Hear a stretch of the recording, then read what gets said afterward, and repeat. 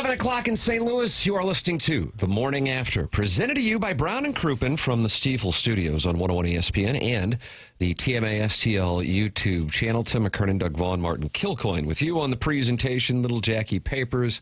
Loved that Rascal Puff is on the ones and twos, and we welcome you to our Healthcare Evolution 7 o'clock hour. It's a program that welcomes your participation by calling in, by texting in, by opening up your YouTube app and typing in TMASTL and interacting with friends in the Michelob Ultra YouTube chat. And, of course, you're rewarded handsomely by participating in the Design Air Heating and Cooling email of the day. Text in 314-399-9646.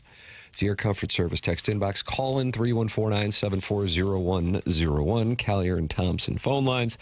And, of course, email in for the Design Air Heating and Cooling email the day, the morning after at InsideSTL.com. Every day at about 7:01, Doug Vaughn is given a charge. Dustin McClendon of Lifetime Roofing said, this is what I need out of this show. I need Doug to captain the ship to get you clowns to the proper lead story. And Doug, here on June 25th, 2026, you have decided it is the United States taking on Turkey in a dead rubber in a mere 14 hours. No, it isn't. It isn't. The lead is the St. Louis Cardinals, bitten by the Rattlers last night, 9-4 tub thumping. Not very attractive game. You're attractive. Cardinals have now lost, 5 out of 7. The pitching really starting to leak.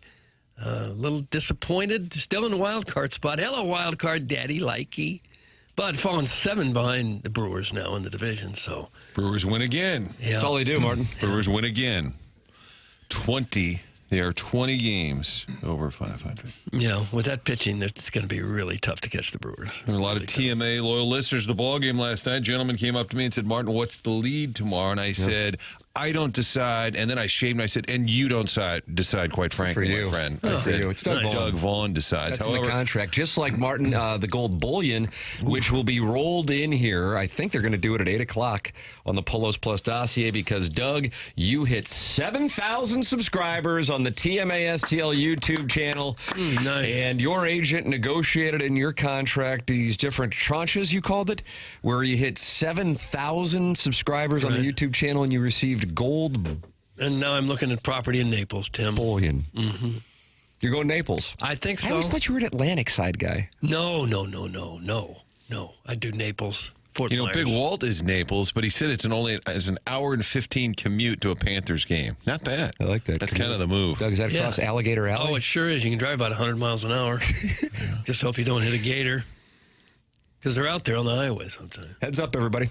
Doug, the Cardinals are dealing with a Matthew Liberatore situation. I think if you wanted to really dial in specifically what Cardinal fans are talking about this morning, it's a problem. And there's a usual consistent theme to his outings where you're like, oh, he's got it. And then, boy, does it go quick. You know what that is? That's a relief pitcher. He's a relief pitcher. He's really good for a couple innings, and then he kind of runs out of steam. I think he'd be an excellent addition to the bullpen.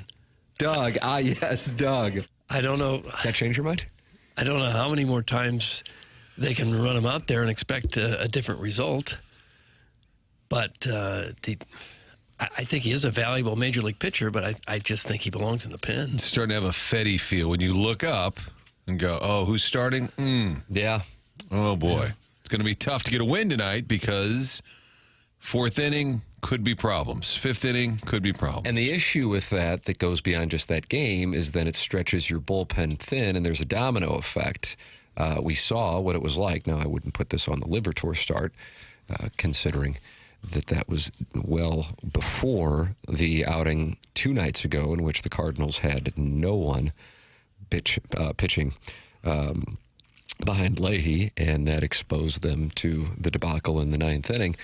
But last night, you get Liberatore, who gives up a couple hits early on, but then has a perfect 2nd and 3rd, and then we start to experience some carnage, which is usually right in that 4th or 5th inning. And to his credit, he was able to get out there into the 6th, but overall, it's so bad that it just compounds, and it happens so damn quickly. In an actual literal time sense, it's a matter of minutes. You go from, hold on a second, they were winning, and now they're down 6-1. What the hell just happened?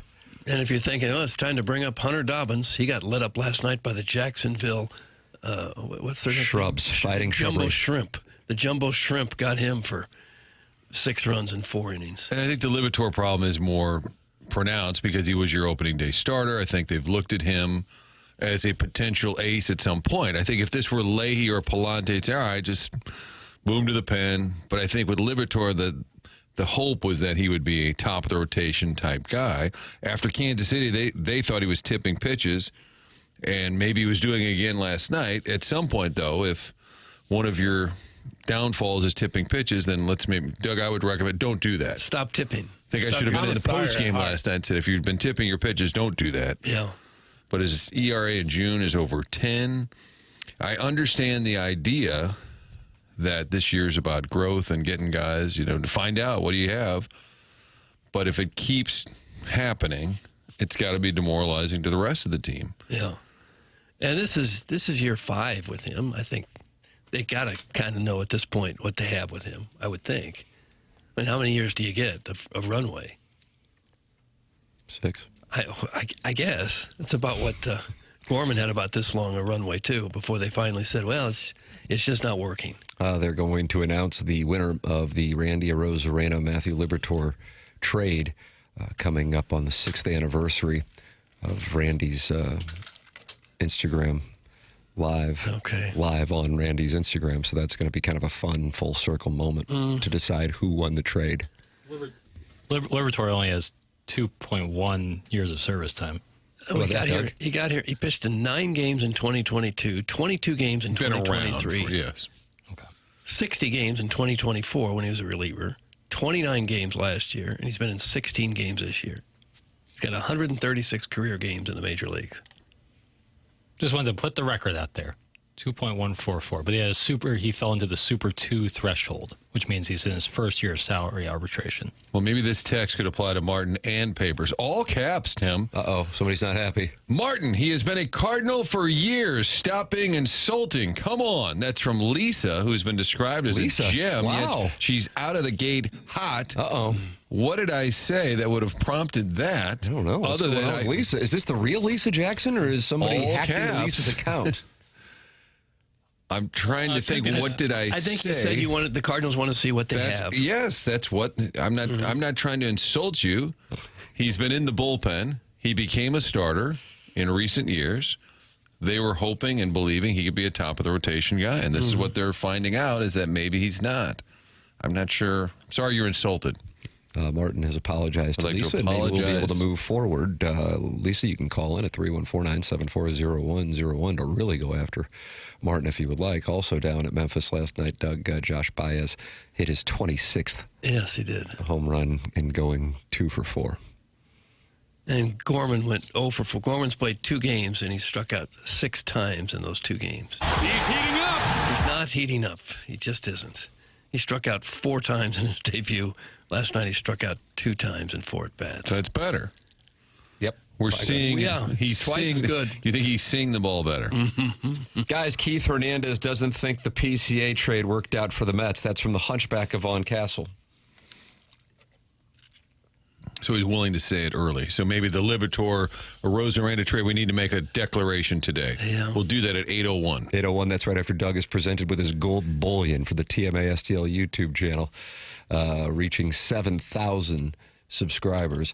Michael-HS3BI says, what makes Liberatore's start even worse is Leahy, who you don't expect a lot from, pitched his ass off, and the Cardinals still lost. That's from Michael HS3BI in the Michelob Ultra YouTube chat. Okay. Doug, you were I know where he's going, but what would you don't do, know in all seriousness, what would you do with Liberatore? Move him to the bullpen. I would. And then just say to him, listen, you need a little mental break. We're not saying you aren't a starter, whatever, and it's the big leagues, man. You're not getting enough outs. Because if they're trying to find out what they have, we could argue He's shown you what you have. Yeah, that's what I think. Lisa has a busy day of running errands in her recalled Tahoe, followed by yelling at her kids playing at the Woodlands tonight. That's from Doug's prison wallet. Recalled Tahoe? And then what's the Woodlands? I think that's kind of a Cottleville slam is what they're trying to do. I thought that was outside Houston, the Woodlands. Oh, yeah, it is. It is an area outside, but there's a ball field. If your kids play baseball, Tim, you'll be out there. You'll spend, I don't know, about 9 hours on a Saturday. Ooh, nice. Must be a twin bill. You know, When I pass by that Chesterfield Athletic Association baseball complex, it is packed all the time. I mean, packed with people. And then when your kid loses on Saturday in the late game, the coach is, all right, first up on Sunday, 8 o'clock. Let's get here at 7. And you're like, Ooh, get some work in. so the cooler I had's got a few things left. All right, let's re-ice it. Okay, we'll be back tomorrow. Can we let Liberatore and Gorman be roommates in Springfield? That's from In DeBoer We Trust. Well, send Velasquez down and bring Baez up. This team needs another spark. That's from the never-ending wipe. yeah, well, you don't want Baez to sit on the bench at all, ever. So who are you going to sit? You going to sit Newt or Church? If Baez comes up, it's got to be to play probably every day. I've noticed you haven't played that dumbass song about Walker chasing home runs. 3 home runs in the last 27 games. That's from the Gray Summit Gray Goose Guzzler and Doug. They have turned on us this morning. So their anger is not at the local ball team. It's at us and our stupid songs. Played it on Monday. Gray Goose Guzzler. Jackson played it on Monday. If you want a podcast, it's brought to you by Schaefer Door Company. It's Jason Gosrow. Walker is continuing to hit for a nice average, though. Mm-hmm. Boy, that ball he hit, he just smokes it. When he does connect, I was telling Doug this before the show, just watching him come to the plate, if you're down there at the old ball yard. Papers, did you go? I did not. I was looking for you. I did not go. I circled the building. Oh, you were going to the Papers and then something happened? I kicked around the idea, but no, did not go. Why do you hate Libby starts?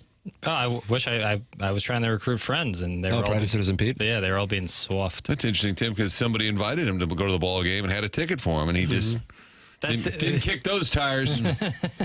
Jan, dancing. Well, if you called up Baez, let's workshop it, Doug. Again, what For about... the record, do you think this is even live? No. It's got to be. I think you have to consider it soon, though. And although offense, for the most part, is not the issue with this team. But if he were here and you could easily send Velasquez down, could you do 4 for 3, Doug? So that you move Newt and you got Church, okay, Walker.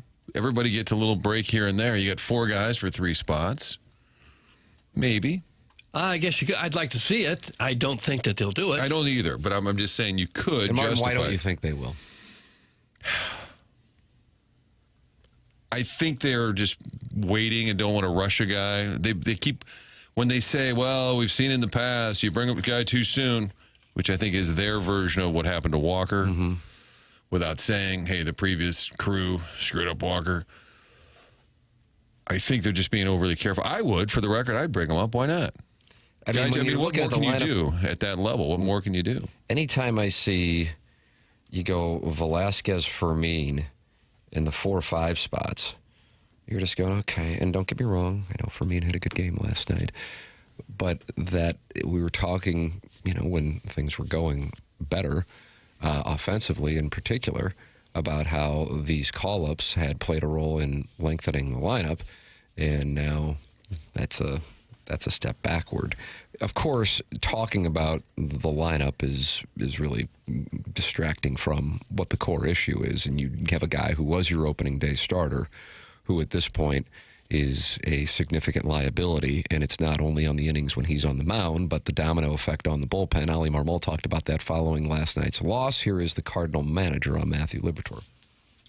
Yeah, I was encouraged by how the first 3 innings looked, especially against this lineup. We talked about it prior to the series starting. This was going to be a really tough matchup for them. They're in the top of the league, and just overall damage against left-handed starters, left-handed pitching in general. So this was going to be a real test for them. So the first 3 went well, and we just have to solve for the big innings against them. It happens more often than he would like, we would like, and it's something that we have to continue to figure out an answer for. Over the last several starts, we've taken him out and not allowed him to go back out there after damage was already done, right? For him to go back out and get 5 of the next 6 outs based on where our bullpen was important, man. Like, we can't just continue to tax the pen based on not going deep into games. There's going to be weeks where it flip-flops, where the starters are really good, and that's just baseball. But our pen has been used pretty heavily, so him going back out and finding a way to get us some more outs in that game allowed us to use one less arm, which was important. Yeah, there is that. I can understand that point. I was surprised he went back out for the 5th inning. But as it turned out, it worked out. Did save another bullpen arm. If there's anything positive at all to take from the start, I guess maybe that's it. For the record, the Cardinal win total through 78 games in 2026 is 42. The Cardinal win total through 78 games in 2025, 42. They are exactly where they were at this time last year, 42 and 36. Fun with numbers there. I guess it's fun. Yeah. I guess, you know what? It is fun. It was a good time. I really enjoyed myself. Rusty Shackelford is not enjoying himself listening to the program. Please stop having conversations about the return music. PLTDers have no idea what is going on. It's annoying. I shouldn't expect much from a program that calls 2 people chairman bunch of Johnny F-arounds, and he used the F word, which I will later on this evening sit down with my children and explain to them. Okay. Because they podcast later in the day, and they're like, Dad, we just heard the part about the F around. Yeah, I'll have to have a sit down. Sit down, Jim. What was that? Holiday telling Sit down, Jim. What was the context of that? Was he in the studio with... Papers was 12 when that was said. Almost certainly directed to the cat. All right, but in a media scrum... Mark, now you're starting to realize why Jackson didn't take you up on the invite. Too many questions. What? You just want to enjoy your life. I don't You want to be peppered. You're asking me about thousands I'm upon not asking thousands you. of I'm hours. asking the group. Doug was there. He doesn't know the years. Tim remembers everything. Yeah. Why did Matt Holliday say, sit down, Jim? I would like to know, Sit down, Doug. Jim. I have a feeling that was at spring training. Cat may have rushed him looking for a little brawl. It does sound like spring training. Or maybe he's standing at the picnic table, having a visit, wearing the headset because there weren't enough seats because we don't always plan things. And then Holliday says, sit down, Jim. Yeah, that sounds right. Thanks. Rusty Shackelford has to be from the 636. That's from Jugs in D.C. No, he's a 5'7"3"er. Fight Tiger. Beat UAPB. UAPB. Isn't that the first opponent? Arkansas, Pine Bluff. Oh, okay. That's where he's from? The Pine Bluff area? No, 573 is where the phone number is. Yeah, But, where's that? What's 573? Columbia, Missouri. Fight Tiger. beat Mid-Missouri. UAPB. Okay. Boy, true son. Sorry, I forgot the area code. Although I was lived leaving the 50 game years last ago. night, I met a gentleman from Cape Girardeau, John Rice. I'm leaving. And he said, Martin, I watch you guys every day. He's a YouTube guy. From Cape Girardeau. He said, John Rice out of Cape Girardeau. He said, I'm a 5'7" guy, and I watch you every day. How about that, Doug? I'm going to sit up straight for John Rice here. Nothing else on TV, I guess. Oh, Jugs Doug, in D.C., who said that text had to have been from the 636 with regard to Rusty Shackelford, and then finding out that it's from the 573 says that makes even more sense. That's Jugs, and he's in the District of Columbia. He's calling him out as a Hoosier? I that what that's about? I don't think we are in any position to speak on behalf of our Capitol correspondent. No. That guy is lawyered up, as you know. Okay. All right. Hey, boys, I can meet the angry texters at Starbucks. Get these busy hands something to do. You guys deserve a better audience. Well, at least Tim does. That's from Dick Groat's Gagger. Doug?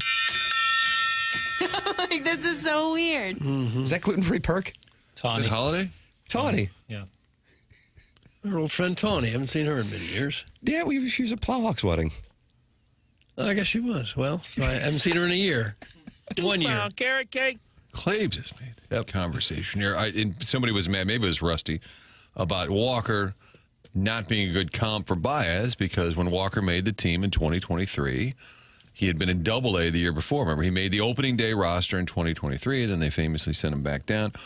The comp for them is that they just don't want to get it wrong. It doesn't matter that, okay, one guy's in AAA, the other guy came from... The point is that's why they're being, in my opinion, a little careful. However, I think Baez has done enough. At some point, you owe it to the guy. I do. I really do. And you don't want to screw him up. I understand that. But I think a lot of his metrics have improved in the last month. Why not? October Pontooner is bad also. Okay. Win total is the same, and so is attendance. Stop the lie of increased attendance. That's from October Pontooner. Yeah, not a great crowd. For June, with a team that's been fun. And But you got a Doug lot of- has been lying about increased attendance now for months, and I think it is important that you stop it. Well, I guess we could look up what the attendance is compared to last year if we had much of an interest in doing that. Have you replaced your Billiken cash for talking about the Billikens with Cardinal attendance cash? No, I banked all that. That went into the Naples property. Nice. It just seems like there's been more people in the park this year than last, doesn't it? Without looking There's it up. definitely been more energy, and there haven't been as many nights where you look up and it's just vacant. Yeah. But plenty of open seats last night. Caller Ellen is on the Callier and Thompson phone lines, Doug, and she wants to talk it over. Caller Ellen, good morning. You're on with Doug Vaughn on 101 ESPN and the TMA STL YouTube channel. Hello, LZ. Anytime I can be in the proximity of Doug Vaughn is a good day. Oh, Clip that off. thank you. Thank you so much, Ellen. Indeed. Did you call to rip So me? here's no. Are you kidding? You're a gentleman. I would never do that. Okay. I don't think I ever have argued. Well, I probably argued with you, but that's different. Oh, sure. So I remember when they brought up Jordan Walker, and I think this is what just screwed him up from the jump. Remember they did that whole Instagram thing of him coming into Ollie's office, and it's like, you've made the team. And they just set this guy up to fail. It was terrible. You know what I mean? Ellen, but a lot of, like, and I'm going to get my rights holder badge, Tim, but a lot of, all the teams do that when they have a young prospect who gets a chance at the big league level. They roll out the video. Hey, you're getting the call. I mean, I don't know that. Really? Because I just They all remember do. it being like this coronation, and it was like, oh, he's going from Double-A to the major leagues, and then 10 days later they sent him down.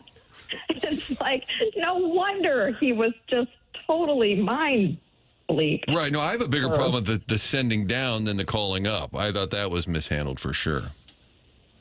Well, but they didn't do that with Weatherholt, did they, this year? Yes. They didn't do the big No, they did. coronation? They did a video. They did? Mm-hmm. Okay. I'm an old. I miss these things. What can I tell you? The teams love that. They do it all the time. They're just going for a feel-good moment there on video. They did it with Get Bobby people Witt. excited. Yeah, they've done it with a bunch of guys. I like it better when they do the, hey, read the dad joke or whatever they do when they're walking out of the tunnel. That's, I don't know. I feel like it puts undue pressure on those guys, but maybe I'm wrong. I don't pretend to understand the mind of athletes, but I know that would make me feel undue pressure. Well, let's get Chaim on the show and we'll say call up Baez, but don't do a video. How about that? Yes, thank you. All right, Yes, Martin. thank Okay, you, all right, we got this. Martin. That's my only comment. Everyone feel free to dump on me, but I will say on the way out, I joined late, but if somebody was dumping all over Lisa, was it Gem Lisa? That somebody Yeah, was Lisa, who dumping all Jackson over? describes as a gem. She's a gem. She's a gem. So whoever the person was who dumped all over her, just back off, Jack. She's royalty, so stop it. Back off, Jack. Caller Ellen, the Worson Woods Wacko has extended an invitation. Ellen, any chance you can hook up with me and Sharon? Oh, gosh. Oh, my God. Wow. That's quite an invite. I'm going to have to think about that one. Nice, you are Doug. gonna We're starting to consider make it. things All right. happen. Appreciate it. And The the less worst, popular MFF. Worson Woods likes to roll video when he makes these invites, so be ready. Oh, dear God. For Instagram. All right. Well, I guess I'm in good company with Sharon, Yep. even though I'm unbelievably jealous of her and her lifestyle. Yeah, she Gotta rules figure it deep. out. Yeah, she does. She $50 does. million It's house nice down not there to in work for a Sanibel. living. Yeah. Thank you, Caller Pretty Ellen. nice one. Yes, boys. Bye. All right, we'll see you, LZ. So threesome with Orson Woods Wacko, Sharon and Clayton, and Caller Ellen. That'll be fun. I don't know if we're going to cover that or not, Jackson, but our TMA social media team Yeah, we can get out there. will cover the invite at the very least, Martin. Moises Dalu texts in and says, okay, Ellen, that's enough. Finish my sandwich. That's just wrong. Tommy Two Guns. I love the call-up videos. Stop it, Ellen. All I'm saying is those are very common. Mm-hmm. Yeah. Most teams do that. And they did it with Walker when he made the team in 2023. Guys, I'm a Caller Ellen, Chairman Steve, Brian Henshin, and Caller Adam Lemming. That's from Uncle Wally's Plastic Ear. Uncle Wally used to come to St. Louis every year or so for a new plastic ear. This was Doug's uncle. He had a plastic. Where do you grab something like that? Grandpa Pigeons? Barnes. Barnes, Went to okay. Barnes. According to Baseball Reference, Cardinal attendance is as follows. In 2026, the average is 27,911 per game. In 2025, the average 27,778 per game. Doug, if we were taking a look at our year-over-year analysis, we would call it essentially flat. There is a small increase. A little over 100 people. That's right. But some of us can tell just by looking at the stadium that there's 100 people more here than there were last year at this time. That's correct. But that is paid attendance. And a lot of those paid attendance figures from the last few years, people didn't show up. Correct. I think that is correct. More people are showing up. Because the last couple of years, the paid looked awfully empty at times. Yeah, there was times a couple years ago you could get a lower deck seat behind home plate for about $6. Ellen, can I get in on the action? Are you into short, overweight guys? That's from the unknown DJ. So he is offering his services. Women are. It's rhetorical. All women are. Now all women are into short overweight guys. Really fat guys. Yeah. That's been my experience. Now the real unknown DJ is Jeff Suppan, and he is in town as of tonight. Did he get the flight earlier? He texted me last night, and he said, I called the show yesterday. I saw Papers interacting with him. He said he called the show looking for me, but I was gone, which is interesting because he was texting my cell phone. I thought, well, you probably could have called this phone. But he said, I wasn't able to reach you today. I called the show. Like, the only place he can reach me is show hours. But he's wanting to join us tomorrow. We're just coordinating the logistics. He said he would love to come out and be in the studio. Oh, how do we got Matthew Kachuk at 7 o'clock and Jeff Suppan in studio, Doug? How much more can you give us? Not much Big more. back. Yeah. He said, let's see, I'm not sure where I'm staying. I would love to get into the studio. I think it would be fun. So we're going to try and make it happen. Oh, that'd be fabulous. Unknown DJ in studio. Other unknown DJ soliciting participation in the threesome with the Worsom Woods Wacko. Caller Ellen and Sharon and Clayton. Caller Ellen has responded to the unknown DJ's proposal, and she says short and overweight? Ooh la la. So it sounds like she's intrigued. Yeah. We've stumbled onto something. But I've always heard tall, dark, and handsome. But it's actually short and overweight? That's fake news. Yes. Yes, it is. All right, I guess I'll pack on some weight, and I'll go out there and be Wilt Chamberlain in Clayton this weekend. Let's go, Papers! That's from Jackson summer basketball coach. What does that mean? I don't know. Just in general? All it says. Yeah, let's go. Hell yeah. Let's get after it. He texted in to say, let's go, Papers. That's what it says. That's all it says. Let's roll. I'm into it. What prompted that? I don't know. Who knows? Let's go, Jackson. Does it need prompting? You know? Sometimes you just fire it up. Like a buddy. Ready to attack a Thursday. It feels like a buddy film, like a cop movie. Like, let's go. Ready? We just kind of grab our holster and we head out the door. Yeah, Let's like go. Jeremy Renner in The Town. Let's go. That's the working title of the film. Let's go, Papers. There we go. You can participate in the Michelob Ultra YouTube chat. There are now 7,000 subscribers. Pondoffs Anonymous is talking to Walrus King, who's talking to Soul Train Dancer and Aunt Bob. Doug, they're all in there talking to Helmet Nacho, Heaven, and Scorzy. It's the Michelob Ultra YouTube chat. What was the name of the guy who hosted Soul Train? What was that? Don Cornelius. Oh, that's right. That's right. With a big, deep voice. Oh, man. I'm telling you. Quite a little show. There it is. That was a regular appearance on Soul Train. That was never on Soul Train. You can text in 314-399-9646. Call in, just like Caller Ellen did. 314-974-0101. You call into the show, you walk away with a threesome that can turn into a foursome. So if that's not an incentive, I don't know what is.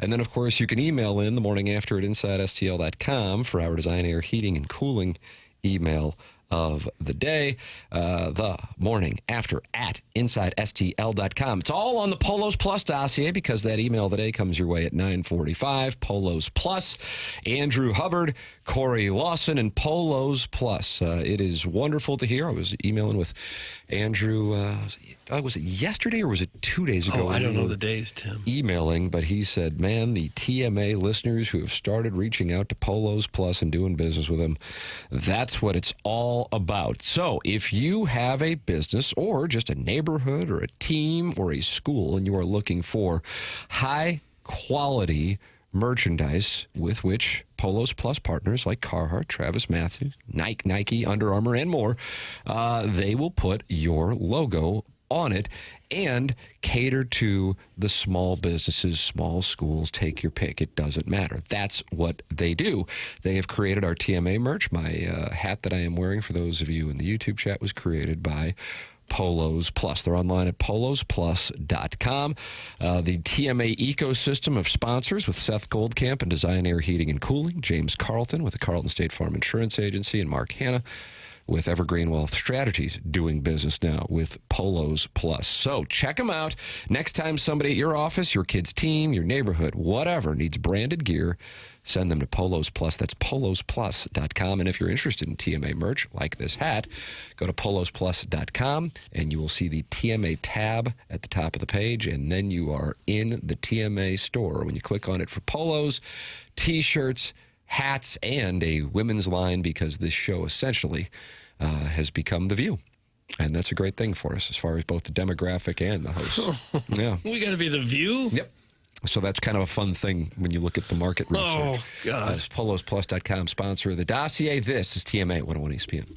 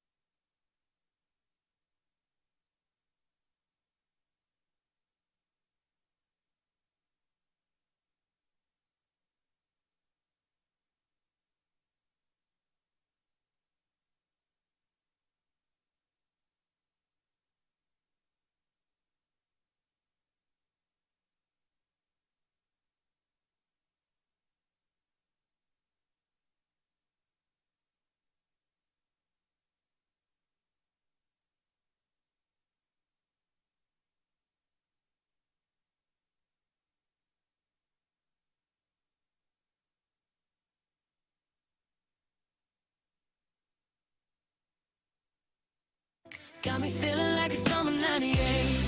All right, who doesn't like this song, Doug? Grey Goose, Grey Summer, Guzzler. But then there's the guy who doesn't want us playing in songs. This one plays on YouTube. I thought you said you couldn't play AI. Well, Chairman uses his. I've given him exclusive rights. Oh, yeah, wow. Yeah, we got the go ahead there from the producer. Nice. 61 said he never get near it. Watching Big Mac back and forth. Is this song getting a considerable amount of play, clicks? Are you looking at homes in Huntley, Ladue, or Frontenac?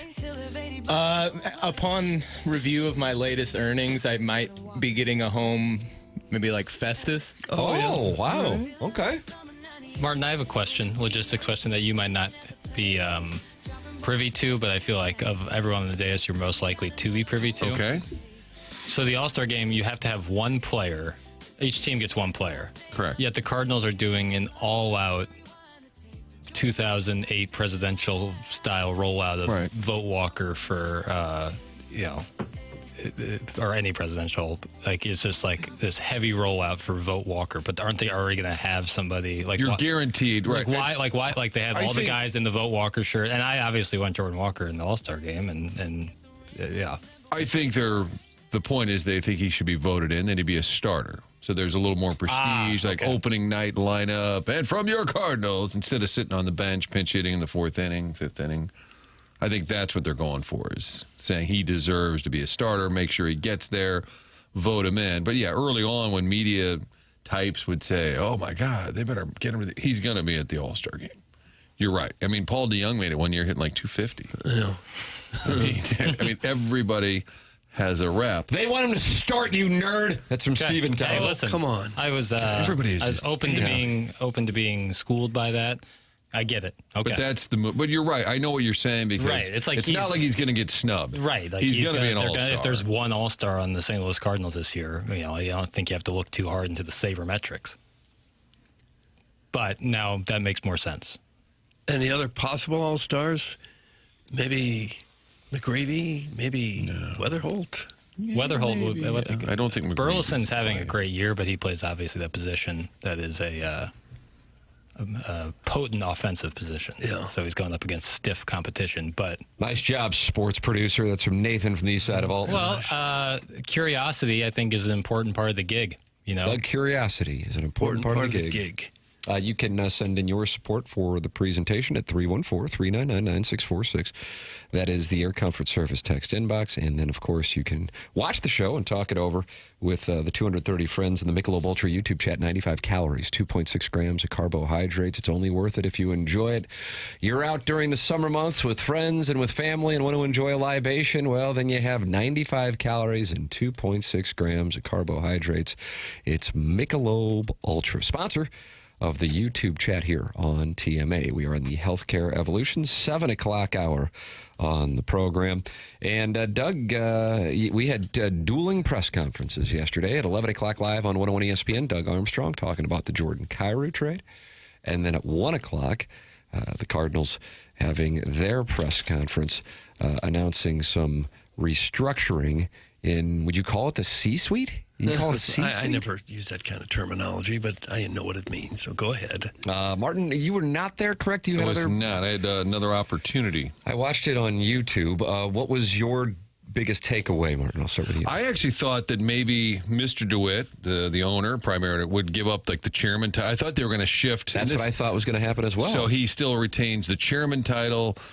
Bill DeWitt III is now the CEO, overseeing not just business, which was always what his gig was. Now he's over baseball as well. It's pretty clear. I mean, he's slowly assuming the role of what his dad has been, which is the chairman type role. I thought maybe that title would slide over. I don't think it's a big deal, other than I think they're trying to reaffirm this is a family, like the Rooneys of baseball. We're going to keep this for a long time. I think that was sort of the message there, but it Literally wasn't. nothing's changing. Oh. That's some Steven time. Calm down. Yeah, I kind of thought this is how things are being run now anyway. right, it's kind of a title shift. Shift, and I think they're trying to present, hey, listen, we've got a long-term plan. Or perhaps Bill DeWitt Jr. is actually more involved in the day-to-day than we know. we just kind of assume that he's kind of stepped away and the third is running it. Maybe that's not completely accurate. Maybe Bill DeWitt Jr. is really has been involved in the day-to-day operation of the club. Well, I think he always has been very involved.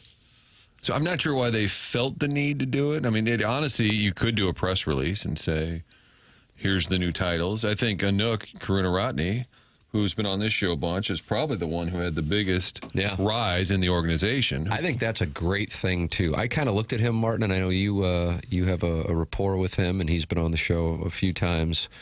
I was saying when you were out at onboarding yesterday that I wound up, not for a super long time, but hanging out with him during the Saturday afternoon Cardinals-Reds game a couple weeks ago. I think he's a really sharp guy. I like the fact that he doesn't actually have Cardinal ties, because I think it's good to have some outside perspective. I think just in general, I think that's one of the things that hinders St. Louis and has led to the stagnant or decrease in the metropolitan area's national perspective. And so I love that he comes in with that, and I think he is a really brilliant asset for the organization, who I honestly thought would be moving on probably within a year or two. But now this promotion keeps him here, and I think that's a great thing. Yeah, and at the time, so everyone knew Dan Farrell had been there forever, long time, and ran the broadcasting side of things in addition to other jobs. And so when they brought in Anouk, he came from the Toronto Blue Jays. There were plenty of in-house candidates. To your point, Tim, about getting an outside voice, they hired Anouk from Toronto. He had lived in St. Louis when he went to Wash U. But think about that job. You come in and coming off of 2023, and two of your big things are broadcast rights, ticket sales, and you're like, well, this is kind of a crappy time to be working for the Cardinals. Right. At a time when there's a monumental shift in both those Yes, in things. both tickets and broadcast. But I think Anouk getting the president of business operation, to me, that was the biggest ascension. Bill III kind of seamlessly moving into the role that his dad had. I think most people had assumed that. Such a huge waste of time. Nothing but a look at me presser. Could have been easily conveyed in a press release. Lack of attendance was protest and no team sale announcement. Nobody cares about Daddy Warbucks and Triple Sticks. That's from Sharon and that's Clayton, kind of harsh. who is been invited to a threesome with the Worsonwoods Wacko in Colorado. Lick my hoop? Now, I think if you do a press release, which it could have been, then people say, well, where's the accountability? Why don't you sit up there and answer some questions? No-win situation. Right. What if they did a video in Ollie's office of Big Bill saying to Bill III, Bill, we've made a decision, and then they clap and they put that on Instagram. And they're getting the promotion. He gets the call up. Yeah. Oh, I like that. Or they go to Anouk's office, and they roll video like, hey, we're here with a special announcement. I'm sure the people involved thought it was a very big day because their is for them, roles for are being sure. shifted around a little bit. And Anouk got his day in the spotlight. Were you there, Martin? I was not there. I think we covered that at the outset of this. We had a special soccer program. If you could watch today, it would help. What do you have? Fox 2 STL Plus. Doug, that's on the Fire Stick, the Roku, and other outlets. It's the HD2 of television, it sounds like. We You have think I can figure that out? It's do you? actually kind of an emerging place to watch shows. You know, and I'll tell you a quick story. Last week we did Mandy Murphy and I had a show called The Vault that she does, and it was all about Darryl Kyle's passing at Wrigley Field. Oh, is that right? And then they dig up old, so Joe Goldberg did a piece in a young Jim Edmonds crying at the podium, a lot of old footage. And we did the show, and to be candid, you're like, nobody's going to see this. You know, that's how you feel at this point in time. And then I got a text a couple of days later from C.J. Cherry, who was the traveling secretary. And he said, hey, I just watched The Vault with you. And C.J. lives in Georgia. And I thought, well, maybe people are finding this stuff. So my soccer program with Kevin Kalish and Bill McDermott will run at 1 o'clock today on Fox 2 STL Plus. Oh, that's awesome. That's where Congratulations. Thank you. That's where I was yesterday. So I was not there, as Tim addressed 10 minutes ago, maybe. Well, all right. People cycle on, they cycle off. I did no free. Except one of them's the producer of the show. Right. Well, I was on the off cycle. No free ads, but the Roku thing, like having a Roku, what a lifesaver that can be. Doug, a Roku is a lifesaver. How does this save your life? It's like $30, and as long as you have internet connection, you can have all your streaming stuff plugged into your laptop or TV super easily. It's really nice. Like, yeah, I use it all the time. Like, when you were out of town this weekend, if you had a Roku, you could have just brought it with you. Boom. I'd have had to bring the whole TV with me? No, sir. You just bring that little stick. You literally plug it in the. You literally plug it in the back of the Yeah, TV. you No, plug I it in don't the have ticket. one of those. Well, It's he's a telling you. lifesaver. You just heard from Okay. papers. $30. And it's no free ads? No free ads. Fox just bought Roku for $22 billion. So it's clearly. Yeah. I do think you're going to get to a point, your hotel or wherever you are, you just turn on the TV and it'll have your Netflix, your YouTube, and then your Roku, and you can go. Yeah, if you have that you Roku could stick. watch Fox Detroit if you want to. You could watch NBC Milwaukee. I mean, you could. Remember when we were staying in our first Airbnb in Jupiter? The guy had like the greatest streaming package of all time. We were watching local television in like Cedar Rapids. Yes. And why? I know a guy who has a thing called, I think he calls it VC. Have you heard of this? Venture capital. I think that's what, or something like that. I Mr. think Lynch that's was what it about to is. go nuts. Yeah. Blackstone season. But it's not venture capitalist. I think that was the name of the piece of equipment he has. And for like $300, he says he gets everything. Really? Everything for that TV. For $300? No monthly payment. Just nothing. $300 flat? It's like $300 for a piece of equipment and gets everything. And I said, does it come with a pirate's patch and a parrot for your shoulder? That was literally what I was about to say. Arg. He says it gets- Oddly, I've had people, this is interesting you bring this up. I've had a couple, I guess, listeners, I don't know because I don't know them, so they got to be listeners, email me or DM me about something similar to this. Yeah. And I'm just like, I'm not interested in, getting down that way. I did that in college once. It's up and down. You can, sometimes it works, sometimes it doesn't. Yeah. But yeah, there are things like that out there. Doug, be careful, though. I think that exists in like a legal gray area. Because I would have thought so, too. it's got I don't have it. This guy had it and said it was the greatest thing he ever bought. I think some of those third-party apps on that VC box is a little possibly sketch. Doug's prison wallet said that's an illegal streaming device from China, Doug. It sounds like it to me. But also, Doug's prison wallet said, I watched The Vault. It was great. I forgot about Jimmy Ballgame crying in that press conference. Now, he wasn't sobbing, but clearly emotional and kind of talking about the family and just seeing LaRussa and then the Joe Girardi announcement. It was some good footage. Yeah. I like me some old footage, Doug. Were you up there? I was up there in Chicago. I was Were you up there? not. So I Joe guess Joel Goldberg. Goldberg was there for you. I don't remember. I who was there remember for Vina KSTK. and Klein came out of the hotel to talk, I think, that Saturday night because you're not going to go bothering any players. Yeah, I remember it was the Westin in Chicago, and then they moved. They did not go back there when they would go back to play the Cubs, understandably so. And I remember seeing Isringhausen and Klein walking out, and we were live outside of the Westin, and then they played that game on Sunday night. And if I'm not mistaken, that was something that maybe guys on the team or maybe Tony said they wish they wouldn't have done. I think after the fact, they said it was a mistake. Ooh. But at the time, they thought it was what Kyle would want, like, because he was a Bulldog, go out there and play. Brutal. But CJ said, I was the one who got the call in the clubhouse from Robin Veers, which is Dave Veers' wife, to tell him what had happened.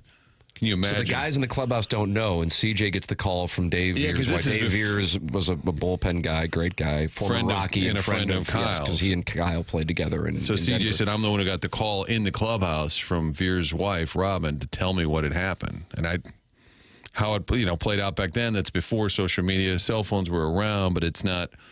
Maybe they called the direct line in the clubhouse. I don't know. But he said, I remember that vividly, of course. So then who informed the team? LaRussa? I'm assuming, and I don't know the time, I'm assuming he went and told Tony. What I remember about that day is it was going to be a Fox game, and Joe Buck was there, and he and Tony, I think, flew up together Friday. They all missed the Friday game because that was the Jack Buck ceremony at Busch. Yeah. And then Fox eventually has an interview that they throw to, and it's Joe sitting with Tony in the dugout. And Tony's wearing a Hawaiian shirt because that's whatever he wore to the ball, and it looks real festive, and it's just the contrast. And he was just so somber, and Joe had to conduct that interview with Tony about what had taken place with Kyle. So I hope you can find, if you go to, and Papers says the Roku's the way to go, maybe you can find that segment of The Vault. Yeah, I just it's Thanks, buddy. It's saved me before. That had to be the darkest day in Cardinal baseball history. And on the heels of Jack Buck, Right. where the emotions were already raw. Yeah, that's Yeah. the thing. And then what the team did, they were kind of, they were good, but they weren't doing a whole lot at that time. And then they took off from there. And they really felt like they were a team of destiny. I remember being in the clubhouse, I assume you guys were too, when they beat the Diamondbacks, the defending World Series, swept the Diamondbacks. Diamondbacks still had Schilling and Randy Johnson. and they would bring Kyle's jersey out on the field with them when they would celebrate, and then they would spray it with champagne in the clubhouse, and they were absolutely convinced that they were going to win the World Series. Absolutely convinced. I remember I said on this show, I remember the Bernie column out in San Francisco saying, you know, like, sports is never fair, but he said, I thought this team deserved a better ending after everything that had happened. And didn't they win 57 second-half games or something weird after Kyle had died? Andy Bennis was in retirement and came out of retirement and then dealt. nuts. He was. They lost that series to the Giants 4-1. The one game they won was Andy Bennis' start. Yeah, that was. I think you're right, and I love that kind of stuff. Doug always did the flashback. Remember the flashback on Sports Final? Yeah. I loved that thing. And I know people would say, and seriously, they probably pick on, oh, it's just some lazy journalism. I love watching old clips. Yeah. If you played Malcolm Briggs sitting down with Ray Langford in '93, I'd watch that. Yeah. A spring training. I would too. What's up, dog? That'd be the beginning of the segment. We used to go into the vault to Channel 4 if we had a major problem with a piece of equipment or something, and we were going to have a 2.5 minute blank hole where the sports was supposed to be. We'd say, yes, it's time to go into the vault to pull out a story we did 18 years ago that no one asked for or wanted to see, but it's going to save my ass. Yeah, can I run it over here? Here's your 2.5 minutes. Rich's version of the vault. Well, my buddy's here. Well, what's he talking? Well, we're going to tell fishing stories. All right.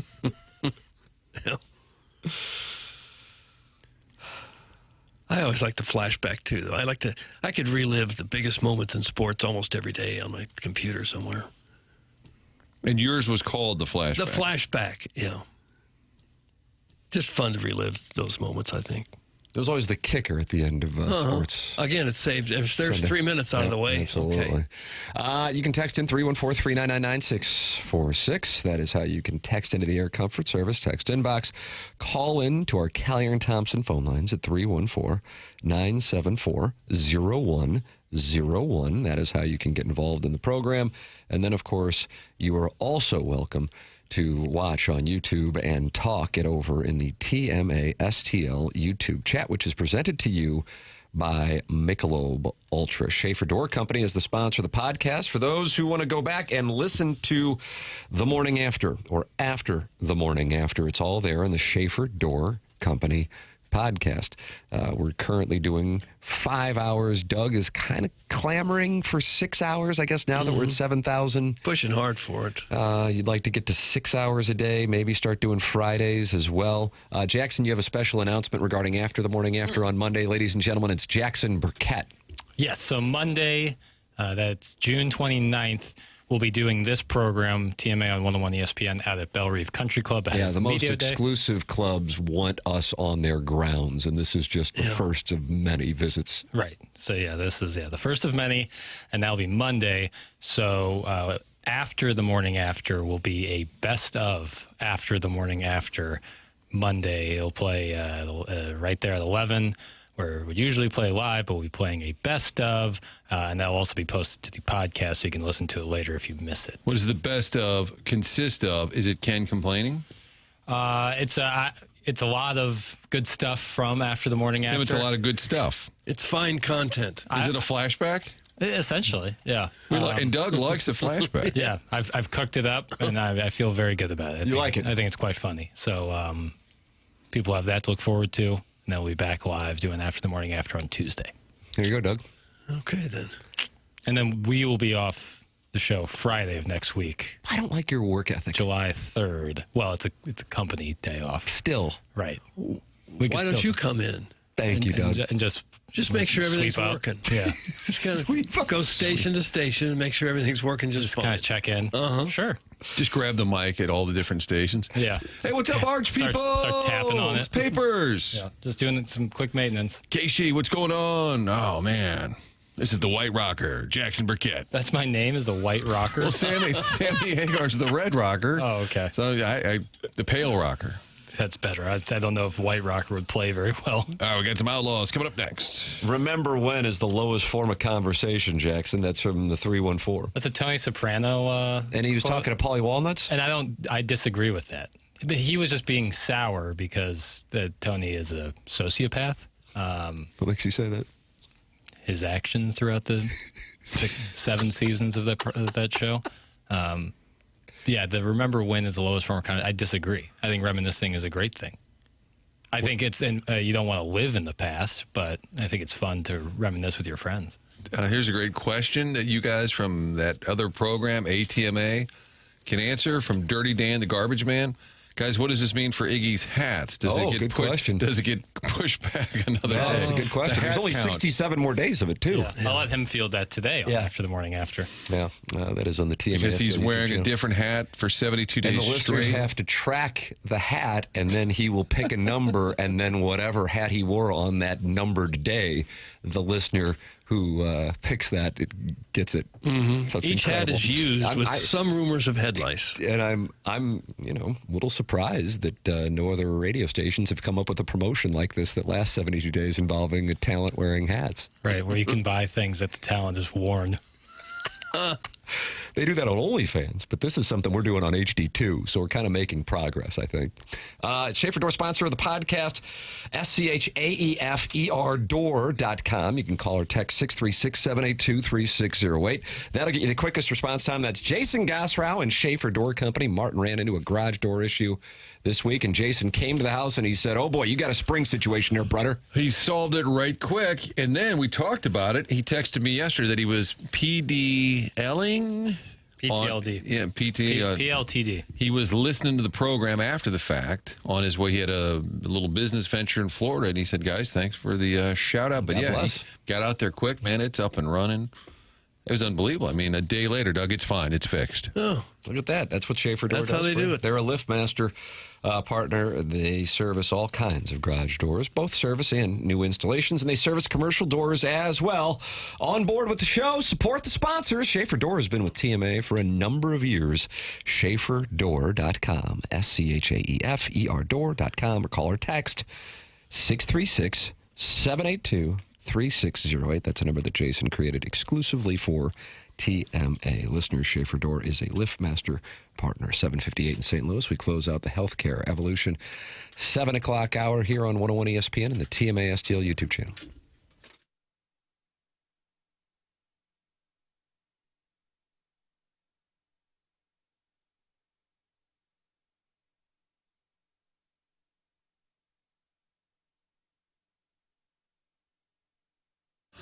Oh, Village Bar. Come on, Papers. He won't go to the game with me. Maybe he'll go to Village Bar, hang out, have a little lunch, get the best cheeseburger in town. Great prices as well. You know all about Village Bar right there in De Pere. Been going on for a century.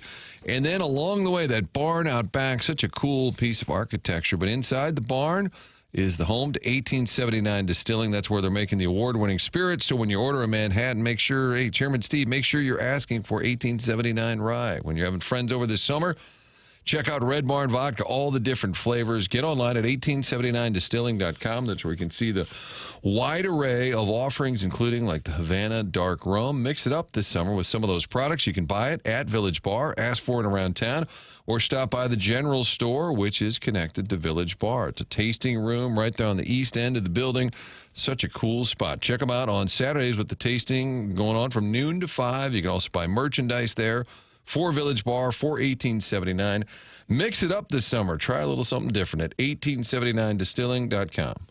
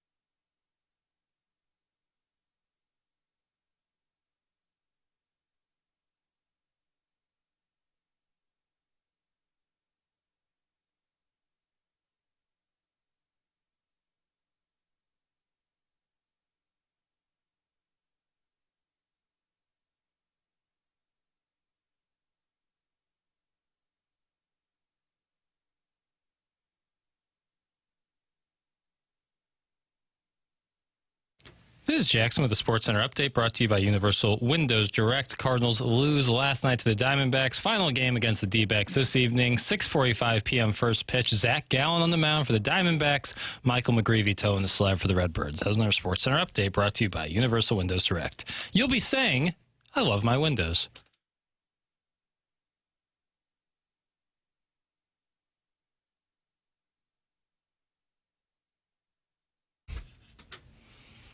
You ever engage in a careless whisper? I don't think so.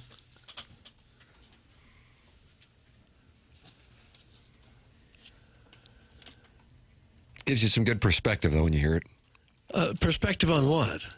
Whispering? The high risk of dry humping. Oh.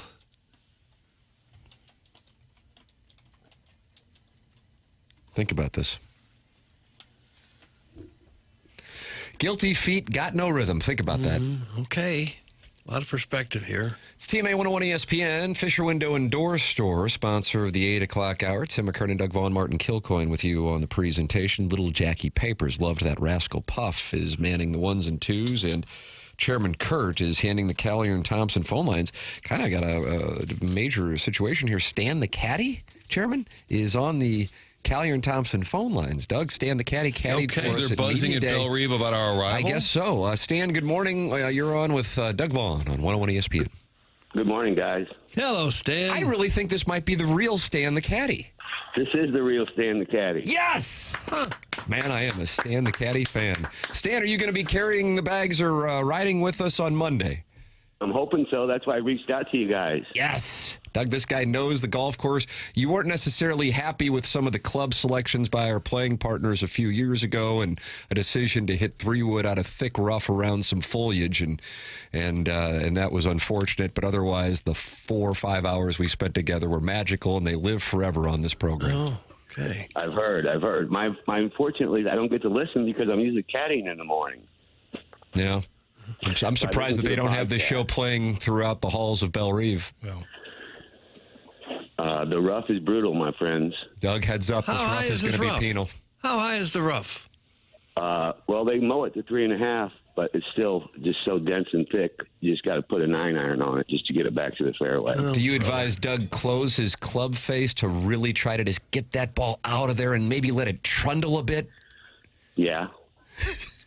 Okay, well, don't tell me what to do. No, he's the caddy. That's what he is supposed to do. Okay. Doug, I that's don't know. the definition of a Doug's going to caddy. grab a 3-wood and see if he can negotiate the I think rough. so. chop a little wood. Stan, do you like it when you have a golfer out there that hasn't played the course and then you tell them what to do and they say, yeah, I got other ideas?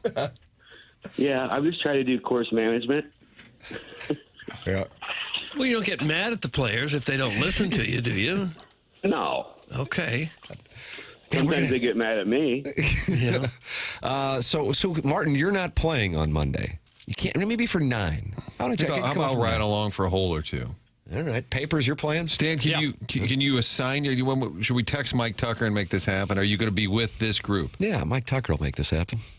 He can make it happen. I'll be out there at noon today. I'll talk to Mr. Tucker and Randy about it. Nice. God, we're gonna have Stan on our back. Everything's coming up roses. Yeah, it is. So, Doug, you're about an 18 handicap. Would you say On a that's good fair? day. Okay. What do you think an 25. 18 handicap is going to shoot? I would imagine they're probably going to put us at the white tees with this rough, and I would imagine the greens are firming up for the players to arrive in August at the BMW Championship. Yes, sir. They sure are. Stan, how long have you been I've a never caddy? seen since 2016. Oh, recent. Okay. So what do you think an 18 handicap like the great Doug Vaughn will shoot in these conditions on Monday? I'm thinking 105. Doug, 105. I'll That's your take sweet it. spot. You're going I'll to take that it, right now. yeah. You're going to book it. Absolutely, I would. All right. It's going to be hot. 96 That means the ball's going to fly off your club face. And the greens are going to be firm. The heat won't bother me. The lousy swing that I have will. That will be a bigger issue than the heat. They've been guarding the greens pretty good. They've What? not been very fast this year because they're kind of keeping them a little longer, with this heat and humidity. Okay. They really got to baby them. So when Scotty shows up in mid-August, they're going to put the man to the test, huh? Yeah, it's kind of like it's going to be like your kitchen floor. Oh, Doug. Putting on the ping pong table. Oh, Doug. That makes it tougher. Yeah. Yes. The course is in better shape than I've ever seen it since I've been there. Love hearing it. Can't wait for Monday, where we're broadcasting live from there, and then get a chance to play. And hopefully you'll be with us. You're a legend on this program, Stan. I know. We're going to make it happen. I promise you that, guy. Okay. Stan, looking forward to seeing you on Monday. Thanks for calling in. All right. Thanks for having me, guys. Thanks, Stan. Well, all right, That's Stan the Caddy, the real Stan the Caddy. I recognize that voice. That's Stan the Caddy. Martin wasn't a real big fan of the course management of the Plowhawk or Iggy throughout the course of the round. He's got Doug penciled in for a 105 on Monday. It seems like he's moved on, maybe, and taken on menthol. He's just decided to go straight ahead. Looking forward to meeting Stan the Caddy. Yeah. Now, he acts as a 4 caddy, right? No, he like rides along, kind of gives advice on direction, and he's not a 4 caddy. But does he carry the bag is what Doug is. He doesn't carry the bag. Well, the bags will be on the cart. But he could carry the bag. That's why I say, wouldn't it be better to have a 4 caddy to find all these balls I'm hitting in the rough? I like having Stan out there right with us on the tee box, hanging out. Okay, sounds more like a coach than a caddy. He cleans the ball. He if you go in the bunker, he'll rake it. That kind of situation. Consigliere. Yeah, wartime. Warson Woods Wacko, who's got a threesome coming up here with Sharon and Clayton, and caller Ellen, says Stan is an absolute beast on the bag. I had the privilege of him caddying during the member guests. Warson Woods Wacko. He's a beast on the bag. That's right. Okay. Yeah, he counseled Ken Iggy Strode, you might know him from After the Morning After, on 18 to hit a 7-iron into the green. Iggy felt like 8 was the right club, and as the ball flew off the club face, he did club twirl it. Stan put his head down to the ground because Stan knew that thing was going to be plugging into a greenside bunker, and as it turns out, Stan was correct, even though there was a club twirl. A little bit of a block party. I believe mediocre players should always take the bigger club. When they're not sure, hit the club that's going to give you a little more distance. Take an extra club. That's what they say. Check your pride at the door. Not many people are beyond the green on their approach shot. Not many average players, anyway. Seems that Ken has a history, though, people giving him solid advice and him choosing to do otherwise. I can't believe Belle Reeves letting you dorks hack up the course 2 months before a PGA event. And I mean that in the kindest way. That's from the 314. Yeah. All kind. Doug, your number is 105, and you're going to take it. Oh, sure, I would take that. Yeah, at that course, with my swing, absolutely. I mean, you start with, I'm going to 3-putt every green. So you start 18 times 3. Bob Rotella would say the same thing. Yeah, this is Bob Rotella's swing thoughts. So I got 54 before we've even hit the first So tee 51 shot. more shots. Yeah. Tee the green, you're fantastic. Oh, yeah, one of the best ever. The thing about Doug is he'll hit a great shot, like a truly great shot, and I'll say something, and he's like, well, no, this didn't good, this, that. Come on, baby, embrace the good shot. Didn't go far enough. Mr. Licks is not happy with the conversation. He says, if your club's parking lot is full of views, Pacificas, and crossfires, you don't get to use the term member guest. Oh. It's Mr. Licks. That's at Warson Woods Wacko. You never know who it's at on this program, Doug. Sometimes multiple people can be taken down with one text. Right. Now, Pacifica, was that a Chrysler minivan? No, I don't think it was a minivan. Was it a minivan or was it like a SUV adjacent? Yeah, it's like a hybrid. Okay. I think. I could Why be don't we wrong. go by Belle Reeve, Papers, you and me later today and just say we're going to get some work in? And just let them know we're here Just the early. short game area, Right. just to get a read on the greens. Right. Don't worry. I'm a media member, man. Got your lanyard. Yeah, keep my lanyard on. Hubbard meets golf, and you've got a lanyard, you just walk right in. Yeah, the Pacifica was a Chrysler minivan. It was a minivan? Yeah. I thought it was a town and country. Maybe they had multiple minivans. Well, the town and country was for sure a Chrysler minivan.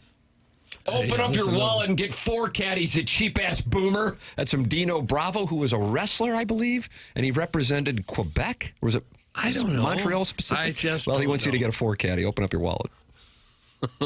We played there with a 4 caddy once. I forget what the occasion was. Did we? And it was real. At least I did. Okay. And it was really nice to have a guy down there in the middle of the fairway when you tee off. You Saves you a bunch of time. Spend half the Just time drops a looking for the towel ball. so you can find that ball. Yeah, I like that.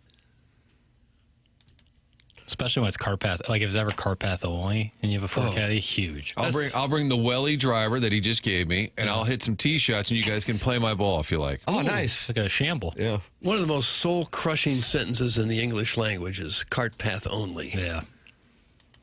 Really stinks. That really hurts. Because you got to get some exercise. Yeah. Got to walk forever. Doug, depending on which Del Mar Gardens you end up at in a few years, maybe I can sneak you out to Eagle Springs for a quick 9. That's from the CBC maintenance guy. Okay. I saw a video yesterday of a guy like in his mid-90s, plays golf every single day and walks every single day playing golf. I've seen people like that. That's awesome. Sounds like Doug needs Wyndham Clark sports psychologist to tell him to keep his chin up. That's from the Caddyshack hack. Well, I've just become a lousy golfer, and I used to play a lot, and I used to play half decent. And Your so short now, game's still great. Now, when I'm horrible, it's frustrating. But do you work at your game? Being serious. I if you even try, don't, yeah. Plays. He goes to Berry Hill. Rich Do you Gould's try? home course. I do try. Yeah. Flip-flops. I just can't repeat a swing. Right. But when we were playing in Florida, your short game was outstanding. Soft hands. Tim Martin, can I would even verify. describe his hands as supple around the greens. That's supple. You found a lot of sand, I will admit. I always do. But you were always getting out of it. You weren't taking 2 shots out of the sand. You were always up and soft on the green, tight. As we know, sweet Kai, who has a wife who is so attractive that sweet Kai was berated by a lesbian at the post bathroom. For stealing her from that side? Or Yes, something? that's correct. Even though she was never on that side. Has just texted in and says, Tim, how do you prefer your greens? I will set them up to your liking on Monday. Doug, he is at Belle Reve, and it looks like, I guess I need him about 13 on the stimp. Doug, are you good with 13? He texted me that 13 is what he's hoping for us. Good. That'll be good. Doug, you can just tap that thing. You're going to love being above the hole. Don't sneeze near your ball or No, I don't roll like down. this. Yeah, what about swing fluid? I like a little slower greens. Tim, you were saying on ATMA that people will judge you for not drinking on the golf course, for not like having a beverage. You're eating something, aren't I'm you? sorry, I'm Hey, having what do a you got trip. going on? Are you having breakfast? What do you got going on? Having like a I didn't Snickers? notice that. Yeah, it looks like some kind of... I'm sorry, we're doing a show, young man. I know you're not Is classically that a Pop-Tart, trained. bro? It looks like a Pop-Tart wrapper. Oh, he's about to vomit it up out his nose. Doug, they call that walrus It's thing. making me laugh. It's a protein bar. I'm sorry. Did you forget we're on the air? I'm sorry. Always the best when you come out of a break and the host clearly like at a restaurant or a sports bar. Hey, we're welcome back. We'll big game tonight. I'm sorry. But no, I appreciate the fact you didn't try and hide it during the break. I was You eating it started during the break, chowing and I was down. eating it during Stan's call, and I had one bite left. Oh, and I was Stan, like, no well, offense. I don't want to finish Stan it. the real Stan the Caddy, too. I was letting him cook. While you ate. I think I have some videos of Stan the Caddy from our round, me, you, Iggy, and the Plowhawk. Yeah. He really had enough. I mean, he had enough. But if he's there, I would recommend even to you fellas, listen to the man. Knows 100%. the course. 100%. But why would he get upset if somebody hits a bad shot? Because that's why He he's wasn't there. upset. It was a long day, and it was hot, and the Plowhawk. And the worse you're playing, the longer the round's going to be. And Plowhawk tried hitting a 3-wood out of thick rough over a tree with trouble everywhere after Stan told him just to pitch out and let's keep this rolling. And Plowboy wasn't happy. Stan wasn't happy. It was quite. And then I think Stan went up to Tim and said, "Your boys are leaking oil." That's what he said. He didn't like our chances to post a number in the clubhouse. Stan the Caddy, but I don't know if this is the real Stan the Caddy or not, because we have a guy texting in as Stan the Caddy, and as he acknowledged, he doesn't get a chance to listen because for some reason, kind of a surprise, because I know it. St. Louis Log Cabin and the Bogey Club, they do play this show throughout the hallways, Right. but I guess they don't play this at Belle Reve. It's crazy. It's an upset. I guess maybe they play after the morning after at Belle Reve. Right, they wait would till think 11. so, yeah. Sort of Damocles. And now Pale's transformation into Plowboy is complete. Be better! That's from Stan the Caddy. Martin Plowboy used to eat while on the air. And yet he weighs 90 pounds. We did weigh him, and I think the number was 116. Some of the things he would eat too were like, it wasn't like I just had a protein bar. Tim has a banana often. The things he would have like a bowl of cereal. Like he would have a full bowl of cereal, milk and everything over the board. And didn't he say he could eat an entire crave case of Yeah, White he Castles? ate like 9. Not even. He had like 6, He right? didn't get His there. blood type is high fructose corn syrup. For sure, dude. My theories papers, you kind of just forgot. They're like, we're on the air and like you started eating. We like were you just- chopping it up, we're hanging out, and then I wanted to it's finish fine. it. It's fine. You know, A protein bar, you got to eat quickly. Tim, the next time he gives you a hard wrap, like it means he needs to finish a protein bar. You got a treat coming. I respect that. Have a good treat. Doug, what about your treats at Design Air Heating and Cooling when they come on over to fix your HVAC? You feel like they send treats. It's a major treats. The treats are the handsome repairman, of course. That's what Design Air is. Home of the handsome repairman. It all started with Larry, the silver fox, and it's trickled right on down to the heavily muscled and highly regarded Brian. Whoever comes out to your house, you're going to like them because Design Air does it better than anyone in town. They've got lots of experience. Lord knows that's the truth. Started in 1904. That's when the company started. Still going strong today. I saw a couple of their trucks in my neighborhood just the other day working on homes in my neighborhood. Not just another HVAC company, also the longest running sponsor on TMA, and that loyalty says a lot. Seth Goldcamp is a fourth-generation family member running that company at Design Air. They believe in honest work. You're not going to be sold something that you don't need. So whether you're dealing with the cold or the heat, they've got your back with dependable service and no pressure solutions. They've also got that maintenance plan where they can come out and service your furnace or air conditioner before or during the brutal months and get you taken care of. Visit designairservice.com. Schedule your service today. Design Air, comfort you can count on since 1904. Design Air brings the heat. There it is. Sponsor of the email today. Send yours in the morning after at InsideSTL.com. It's TMA 101 ESPN.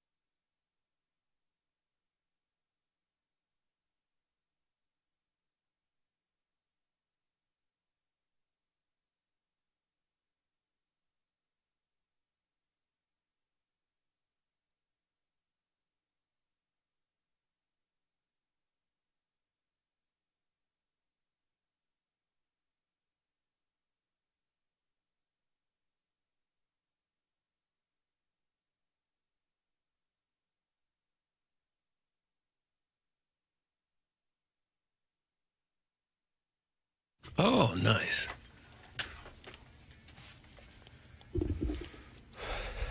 Doug's in a good headspace now with his Mills brothers. Yeah. I'd like to hear this every day if that's possible. Boy, first you get the gold bullion on the 7,000 subscribers, and now you got this. I got what I want. It's Team A 101 ESPN. This Friday night, tune into 101 ESPN as Alex Ferrario and Donnie Fandango from the Last Minute Blues podcast host a special 101 ESPN NHL draft show. The Blues are loaded with multiple first-round picks, meaning this draft could shape the next era of hockey in St. Louis. Alex and Donnie will have you covered at instant analysis, special guests, and reactions all night long. The 101 ESPN NHL Draft Show this Friday starting at 6 p.m., supported by Jules on Hampton. Doug Armstrong spoke yesterday regarding the Jordan Kyrou trade, and here is what he said led to the timing of the trade.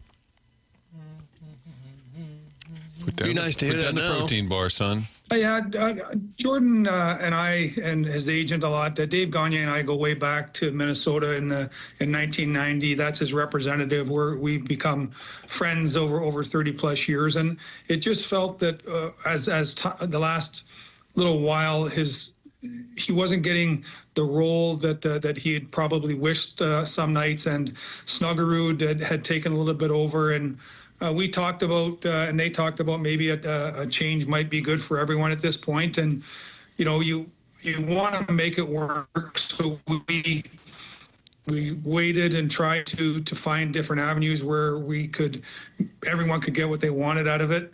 But in the end, both sides felt that potentially exploring different options would be in everyone's best interest. So we started down that process and got comfortable putting Jordan in the spot.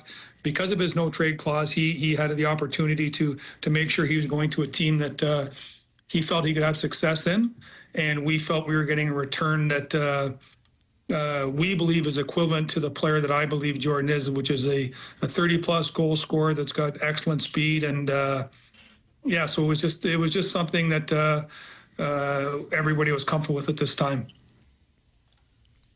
Just seems like the trade made sense for everybody. Kyrou, as talented as he is, had become the whipping boy here. And best for him to move on to. And I never really thought about some of the ice time with Snuggerud emerging, that Kyrou was not out there maybe as much as he wanted in power play or prominent moments. But I think, everybody agrees. Makes sense. Jordan Kyrou spoke as well when he got to Washington. He said it took him pretty much all day to make his decision. He went on to say, I've been in St. Louis for 8 years, ever since I got drafted, and I've had an amazing time there. It was definitely a tough decision, but I'm excited to be coming to Washington and have a fresh start here. Both the Capitals' reputation and their strong interest in him swayed Kyrou to waive his no-trade clause. Quote, I think they were really pushing for me, and it's nice seeing a team really want me. It just makes me excited to come join the organization. I've also heard just from a lot of friends that it's a great city, a great organization, great fan base, a lot of history. I'm just excited to be coming. And he later went on to say they've got a lot going on with their team. They've got great defensemen, a lot of skill D. A lot of their forwards can score and make plays. I think I fit really well, and hopefully I can bring some speed to this lineup. It's Jordan Kyrou in Washington. I think that's more than he talked the whole time he was here. He never had a whole lot to say, but it sounds like he's embracing the opportunity to kind of start fresh with a new franchise. He'll probably do very well there on a good team. I think he'll probably really shine with a lot of talent around him.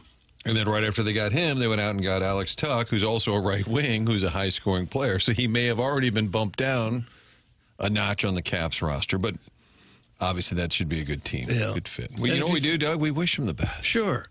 And if you produce, you'll get your ice time. And he's shown that he has the potential to be a big-time goal scorer. Tell Kyrou to hit Jugs in D.C. He'll set him up. It's from the never-ending wipe. I think they probably get set up pretty well. And when you're making $8 million a year, I think you can afford to live probably wherever the heck you want to live. Well, Jugs in D.C. deals exclusively with high-net-worth individuals. He's Estovere. Well, I think that would make you a high net worth individual, wouldn't it? $8 million a year. Yeah, I think that Jugs in D.C. and Kyrou are going to be able to work together really well because of that. Okay, all right. We bring people together. Thank you, Martin. That's exactly right. So we had Army, we had the DeWitt. Man, it was a big press conference. What was yesterday, Doug? Wednesday. You know the days. What do you do? You were theorizing that free Cairo in our Air Comfort Service text inbox might be Jordan Cairo. If so, this is a damning text. Good team, prettier girls in D.C., and he gets away from the hillbilly St. Louis fans. That's from free Cairo. For heaven's sakes. Prettier girls in D.C. Hey, basketball bitch. LaMelo Ball got traded to the Wolves. Where's the reporting at? That's from Doug Glatt. What do you want from me? Probably in the next update, right? A little NBA vehicle. He hasn't even been traded yet, has he? I saw Shams was all over it last night talking about the possibility. I know there's a possibility. Yeah, I see they've engaged in trade talks. I've engaged in heavy petting. Just happened. Oh, look at that. Yep. Would you like to initial apology to Doug Glatt? Hornets are sending... Oh, God, the Timberwolves are getting rid of Naz Reid. I don't like that move. Doug, what do you think about Naz Reid going? I don't like that move. LaMelo Ball is not a winning basketball player. He sells tickets. He does not get you W's. That's my take. Sells tickets. Does not get you. I like that. Tim, I like a text audit. I like a good audit. Yeah. Big pause. Friend of the show earlier had said, has there been any mention of sports on this show this morning? Jesus. Now, same body of work. Yesterday sent a text, say, Doug, are you wearing trousers? Mm-hmm. Earlier text in the week said, do they swing in Webster Groves? We talking pogs or MILFs? Like, now he's a big pog guy, if memory serves. So he's a big pog guy? So POZZ talks about PAWG, correct. pogs. That's correct. But I think it's funny the guy who says talk sports previously wanted to know if Doug was wearing pants. So here is because I know there's nothing that you enjoy more than logistics. Here is what my analysis is telling me.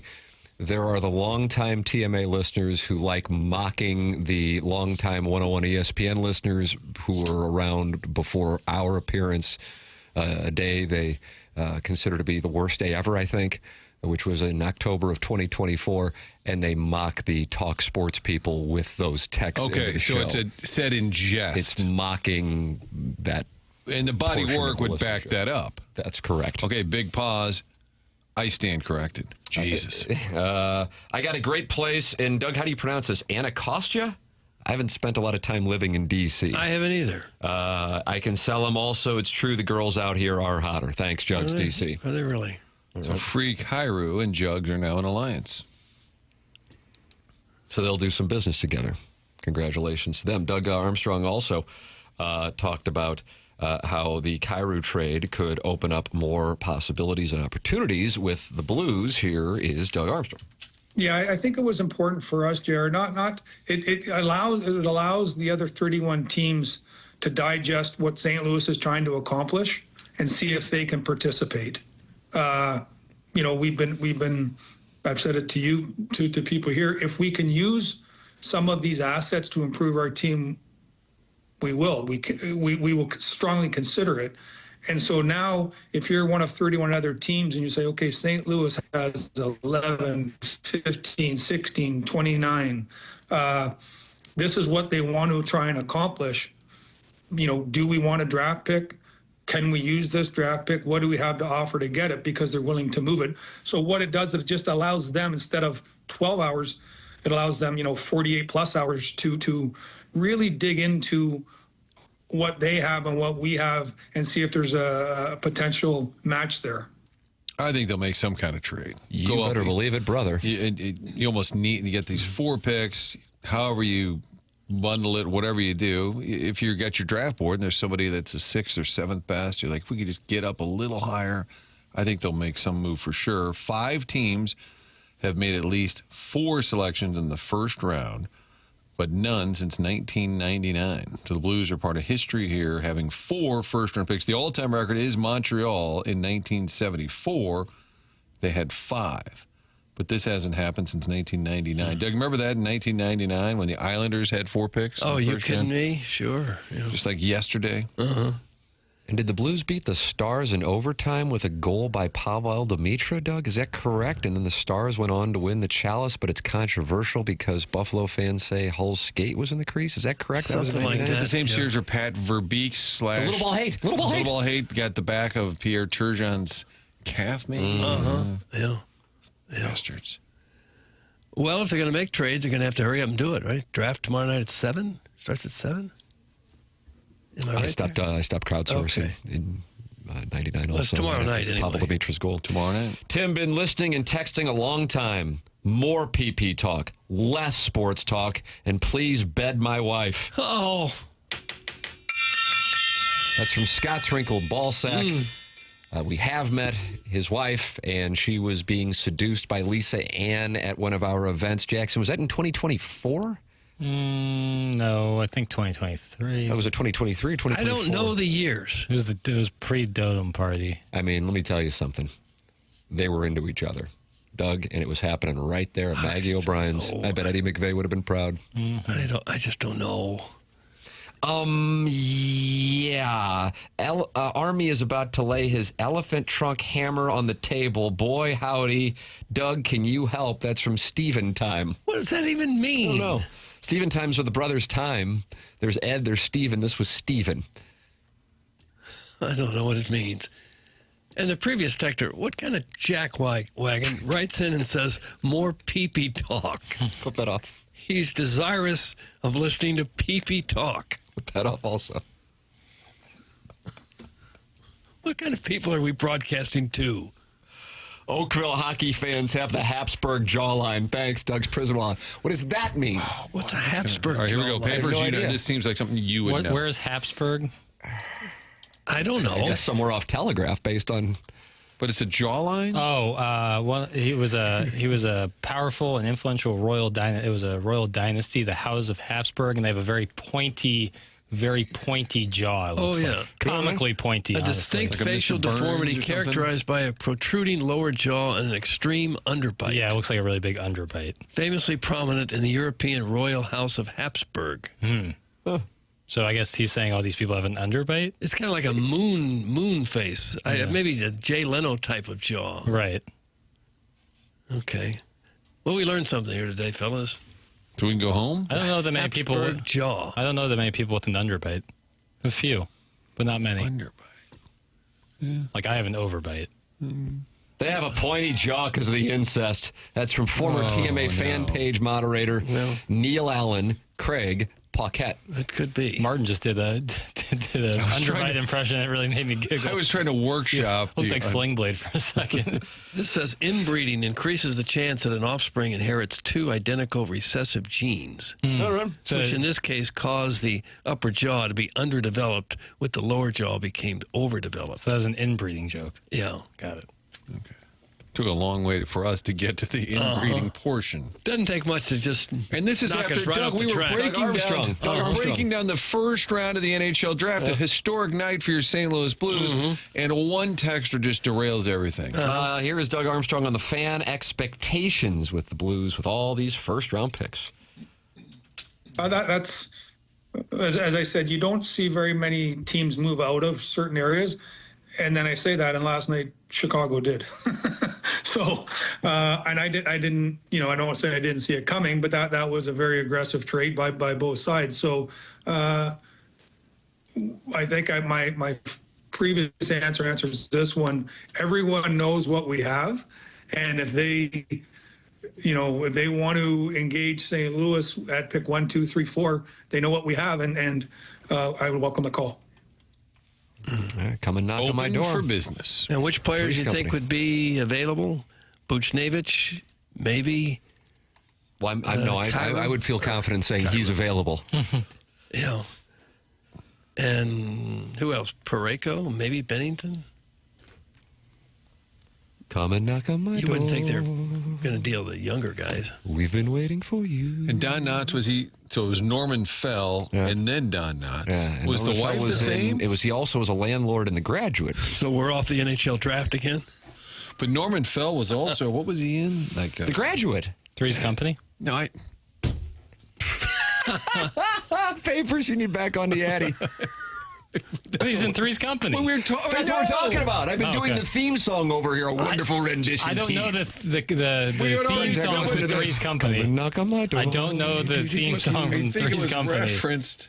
No, this theme song, and I don't know the theme song from that. Were the words 28, Three's not Company 100. mentioned before Protein Boy hopped into the conversation? Boy. Was Don Knotts before or after? After. Norman Fell was first, but he was in a famous TV show. It's one, not Three's Company. The Man from Uncle?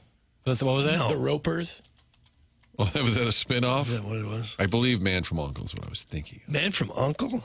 That was Napoleon Solo. That was Robert Vaughn and Elia Kuryakin. Rich Man, Poor Man? No, that was Nick Nolte and This guy. Peter or somebody. I forget the last name. North. It wasn't Peter North. How can you be so sure? That was, I don't know. It's fine. Norman Fell and Richard Dreyfuss. That's a great scene in The Graduate. That's from Minute Bowl eligible. Peter Strauss, Doug. Peter Strauss, that's right. This whole show needs Adderall. It's from the South City Power Hoosier. That's true. That's true. We're talking about Doug Armstrong. The Habsburg jawline. Bill DeWitt III is going to be on with BK and Ferrari. Is that correct? Okay. How about that? Nice. More follow-up on that. Jeff Supine, we believe, in studio tomorrow. I'm offering him to get himself an Uber. The old days, we'd send limos to pick players up to come to the local TV show. Get here your own if you damn could, thumb it out to Creve Coeur, you can be on the show. Matthew Kachuk, 7 o'clock How tomorrow. about that? Right out of the gate. Look at this, Doug. Look at this show. I have to get here early. Look at this. Norman Fell was in a TV version of The Fugitive. I didn't know The Fugitive Maybe was a that's TV what show Oh, first. absolutely. David Jansen. Yeah. Maybe that's what I was thinking. What about Dan August? Was that Burt Reynolds? Yeah, Burt Reynolds. Yeah. He was in Bullet, Norman Fell. Was he?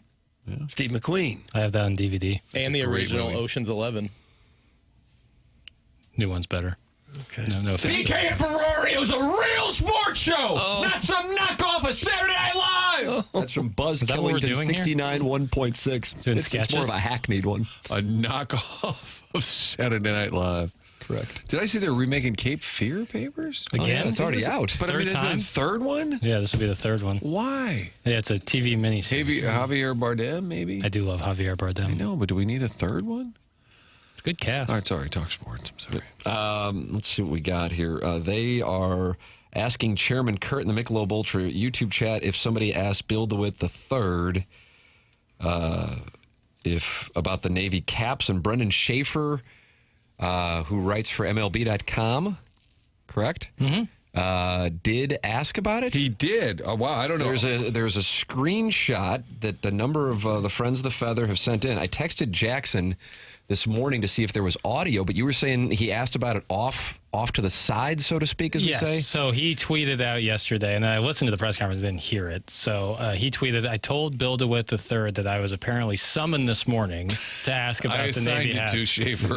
Nuke jumped in and said, we're prepped for that. So off camera, I did end up asking. It wasn't Nuke shut said down. he was prepped for it? He knew the question was coming? Yeah, God bless he the said- Nuke. So off camera, I did end up asking. It wasn't shut down entirely. I was told they do take a look at it, so keep your voices heard, I guess. That was the tweet from Brendan Schaefer. God, you want to do something that the team and a large percentage of the fan base want that would be easy as can be. So Throw on a easy. Navy caps. Literally so easy. What a gesture. I don't even think you'd have to ask MLB. What do you got there? I texted the group last night. Carson. So Oh, yeah, Carson wearing the we're- Navy caps. Sharp look. We're leaving Busch Stadium last night, and Holden's like, I got to get a souvenir. I'm like, oh, for God's sakes. And he bought some oversized Fredbird for like 60. For God's sakes. Carson's like, Dad, let's get a hat.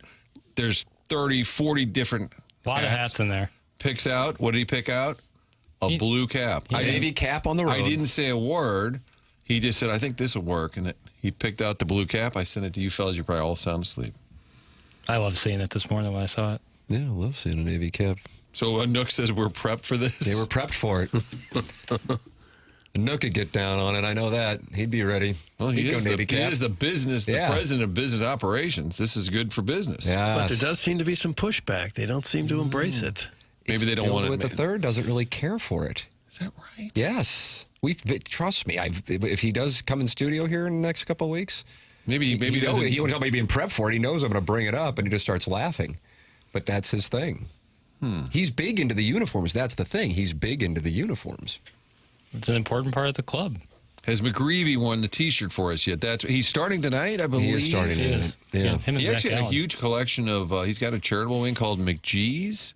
He He had a bunch of people there before the game. He did. He sent. There was a super cool thing that he invited 20 kids to get tickets, I guess with parents, from like Gateway PGA, so young golfers.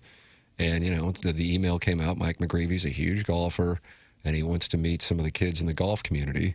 And so they got to go down on the field before the game, and he hung out with them. And then he did the thing, as we know, with the family members of ALS patients because of the passing of his grandfather.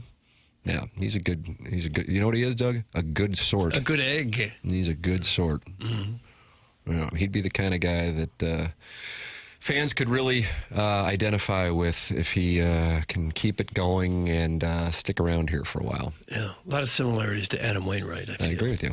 I agree with you on that. Good, he's a poor man's Maddox?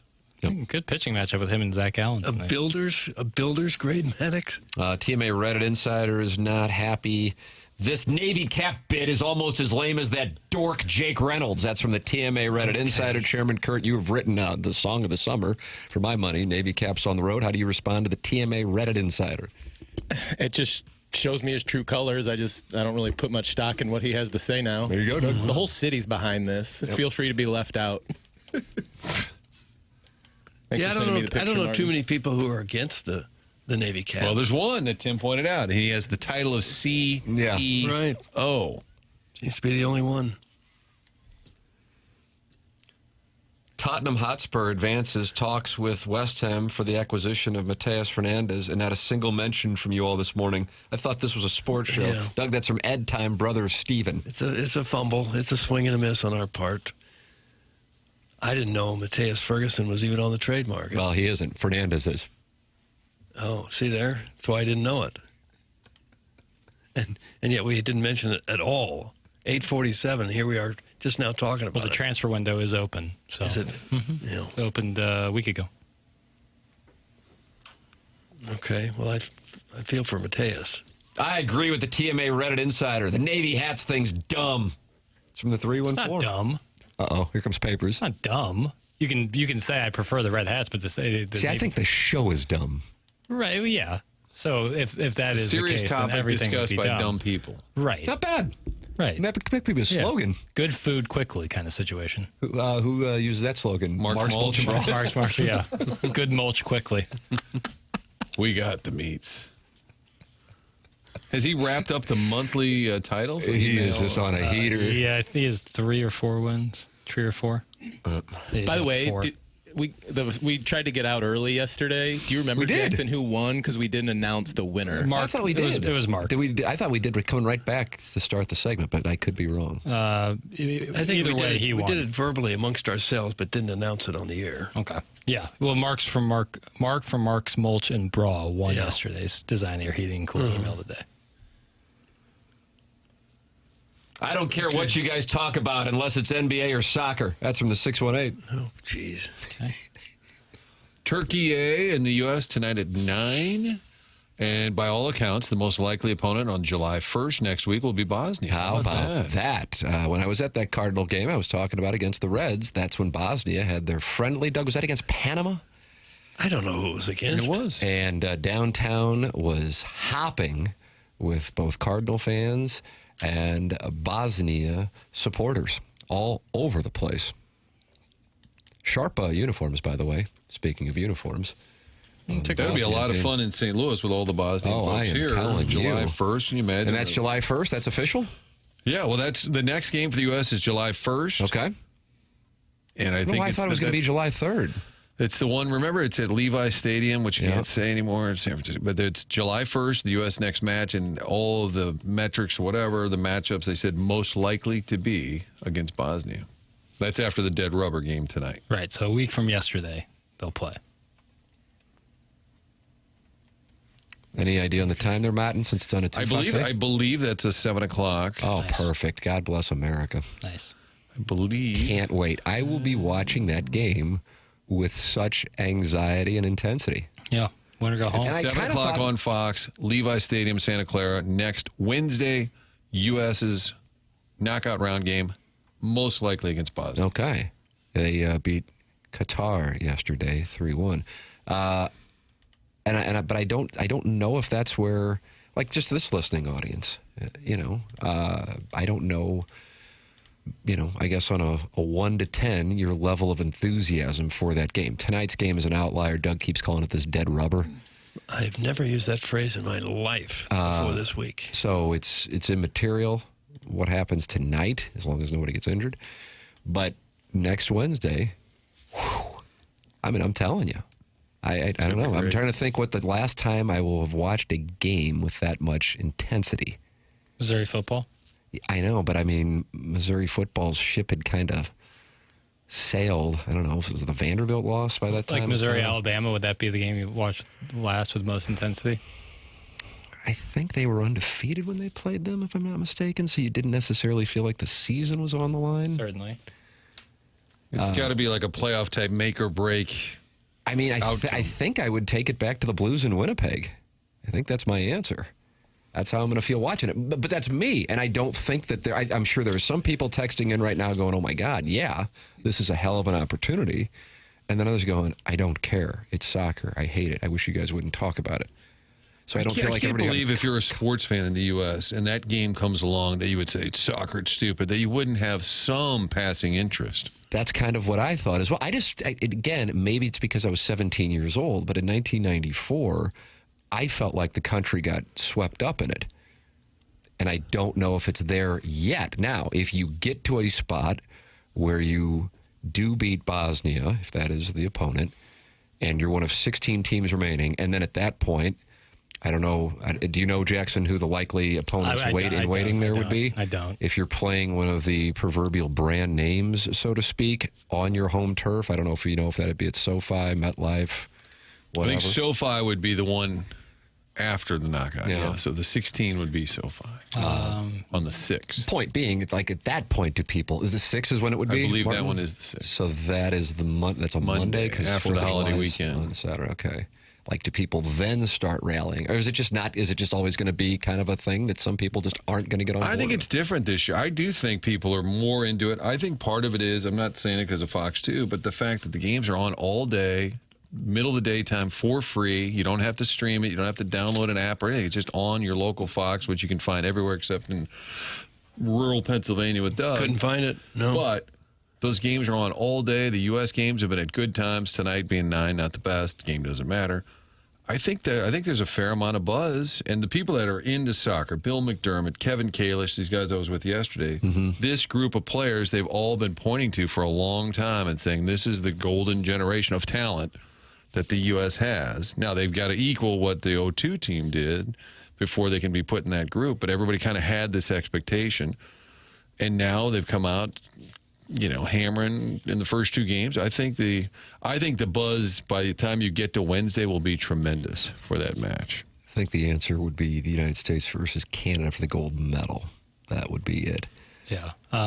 Looks like if they are to beat Bosnia, it would either be Egypt or possibly South Korea, possibly Austria or Algeria. Okay, so that means none of the real, Yes. I didn't hear France. I didn't hear Spain. Right. I don't think South Korea's going to get in. They lost last night. Yeah, but they're still the third place team could still get in that group. They're still alive. Korea's still alive. Lake St. Louis Island Boys says the United States would not face a powerhouse likely till the semifinals. Their path to the semis is very favorable. God, can you imagine a semifinal game against, take your pick of one of those France, Spain, Argentina, one of the big boys. Oh, yeah. United States against Messi in the semifinals. United States against Messi for the championship. Oh, I mean, I would think. And I'm not trying to groom people on soccer in the slightest. I feel like it's one of those things we used to joke in the sports department when Doug and I worked together at KMOV. Like when there was a sports story that wasn't something for Doug, Savard, or myself, like suddenly a news reporter would cover it, for whatever reason. We call it transcends sports. Like we wouldn't be capable of handling it. You got to send in the news reporter, whatever. But this, I feel like, would transcend sports. Yeah. Like I remember in 2022 when they played Netherlands in the round of 16. It was awesome. Netherlands 3-1 win, but like they just locked in because every second something could change. You know, I don't know. I find it very interesting personally. And the road to, like they were saying, the semis of the quarterfinals, favorable. Obviously, you know, Hell's Days on scholarship too, but could be a lot worse. Attendance around the games around the countries have been pretty good. Huge. Looks pretty awesome. Yeah, looks like they've been filling up those stadiums.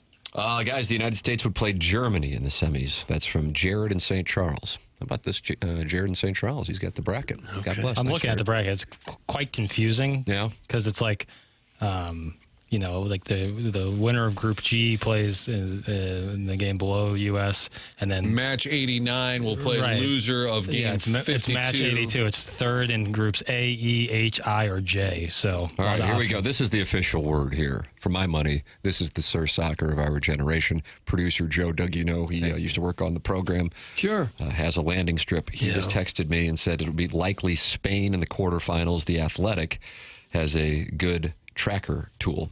So I guess that's where the Cardinal beat writer money went. Okay. It's kind of odd that they would make it so confusing that you wouldn't know who you're going to be playing. Well, because now it's 48 Moving teams. parts. And they expanded the field. Yeah. You know, it's like the tournament. Joe Lenardi had this bracket ready like months ago. But he made it up. They would play Spain, not Germany. Jared is drunk. That's from Tim's travel agent. Now, Jared, who was just trying to help us out, is now being accused of enjoying scotch in the morning. Well, you wouldn't want to play Spain. Yeah. They're the number one overall favorite. The game below U.S., so that if they were to beat Bosnia, it would likely be Egypt versus South Korea, so you'd likely face the winner of that game. Their road to the top 8 is very, very, very easy, and anything less than that would be a huge, huge letdown. That's from Steven time. I don't know how you can say very, very easy. Hell's Days on scholarship, too. By the way, Producer Joe would like, I'm just going to say, don't forget to get the easy pass when you go downtown. I do use the easy pass when I go to games. I got to tell you. I felt like he would need that mention, otherwise he doesn't come on this show. He probably used it that night he went on Channel 4 to be our soccer analyst and hovered above the desk. Yeah, I Dream of Genie. Mm-hmm. Was he really on the show? Would you Chiron him as underneath his name? I forget. No doubt, soccer expert. Little buddy knows soccer. Joe, why don't you come in next Wednesday, which is the first? Come on by, pal. Yes. We'll send a car. Kachuk, Jeff Suppan, Producer Joe. It's all happening on this show, Doug. We'll send a car.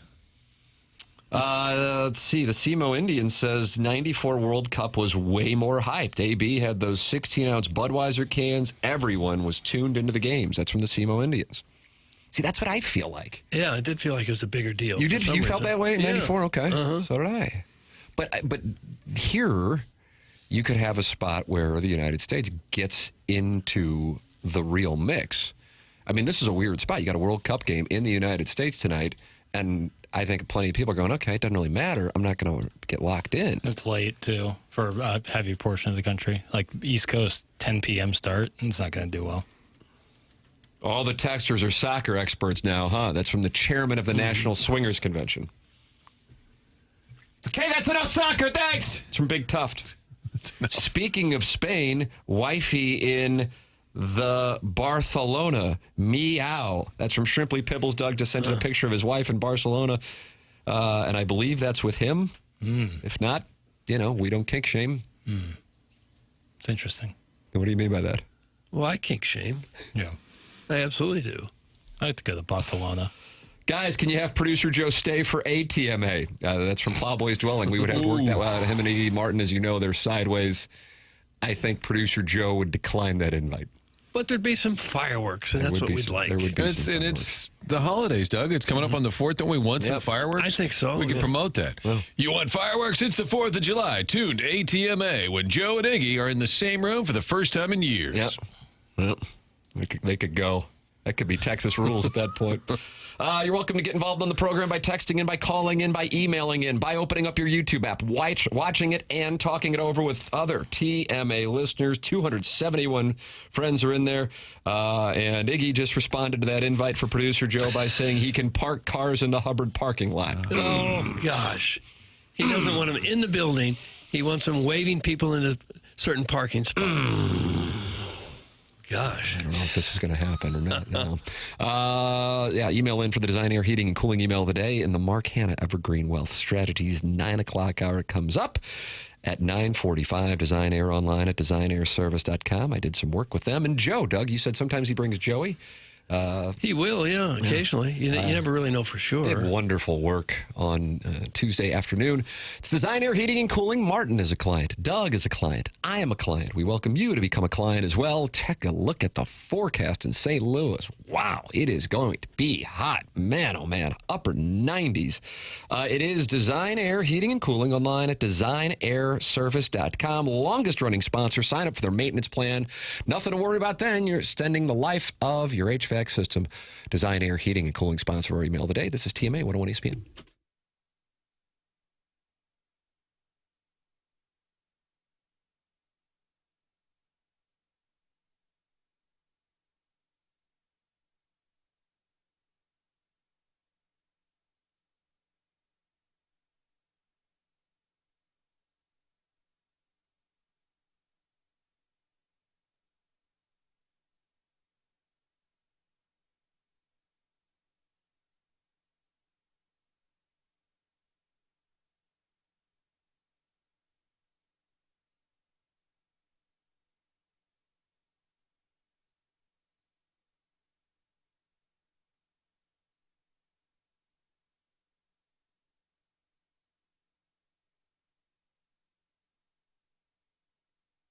Summer is here, and if your home already feels warmer than it should, your windows could be working against you. When old windows let the heat pour in, your air conditioner has to work overtime just to keep up, and you end up paying for it every month on your energy bills. Well, right now, Universal Windows Direct is making it easier than ever to get the job done. When you buy 4 windows, you get 4 free. That's one of their biggest offers of the year. The more windows you replace, the more you save. Plus, you'll get 48 months of 0% interest financing, same as cash. That's 4 full years to pay with no interest, making this the perfect time to invest in your home without stretching your budget. So before the summer heat really settles in, make sure your home is ready for it. Call 314-334-2522 or visit universalwindowsdirect.com to schedule your free estimate today. Buy 4 windows, get 4 free, 48 months interest free, same as cash. Comfort, efficiency, and savings all summer long. And like me, you'll be saying, I love my windows.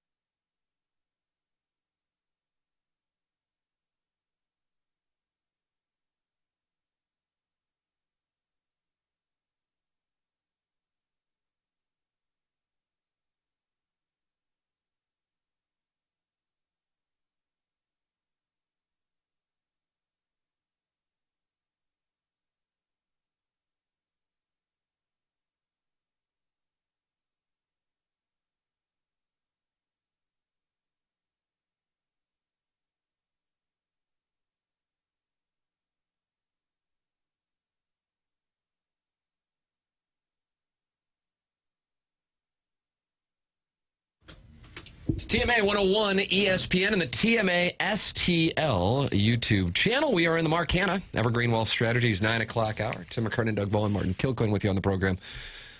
Jackson Burkett is on the ones and the twos here on this presentation. Cardinals will try to split their series with the Diamondbacks tonight. Chaim Bloom talked it over with regard to the trade deadline, giving his thoughts. Here is what the Cardinals president of baseball operations had to say. Yeah, I think, from my perspective, obviously, I sat here in the fall, and I've said it a number of times since that, we have, pretty ambitious goals, and we want to make sure that we have a good plan to get there and that we don't get distracted from the things that need to happen in order for us to reach those goals. I still feel that way and still feel as I felt then, shortcuts aren't going to get you where you want to go. But even though I did say that, obviously, when we were willing to make those hard decisions to focus us towards our long-term goals, nothing's changed with that. But at no point are we not going to walk in this building looking to win. I think the cool thing about what's happened to this point, in part because of what we did in the offseason, I think there might be a lesson in this. We did it with a focus on a certain ambition and a certain goal, and that the success that we've come by, I like to think we've come by it honestly. We've come by it, not through taking those shortcuts, not through, trying to find cheap thrills, but really to try to build something. And we've experienced a lot of success so far along the way. So I do think we have to keep that in mind. Obviously, like Bill said, we've got a lot of time between now and when the deadline action really heats up. Anytime you have a deadline, most of the action is going to happen pretty darn close to that deadline. And, so that may inform some of the opportunities that are available then, and where we stand might inform some of the specific decisions. But I think we want to keep in mind, we want to have this success through building towards something. I think that really, more than characterizing us any one specific way, just keeping in mind what we're building and doing justice to that and trying to win through doing that is really needs to continue to be front and center for us. Chaim Bloom yesterday. Okay. So it sounds like he was saying probably not going to go for a short-term fix. Right. Stay the course. And something you had said earlier, Tim, about Anook comes from the outside, hired from Toronto.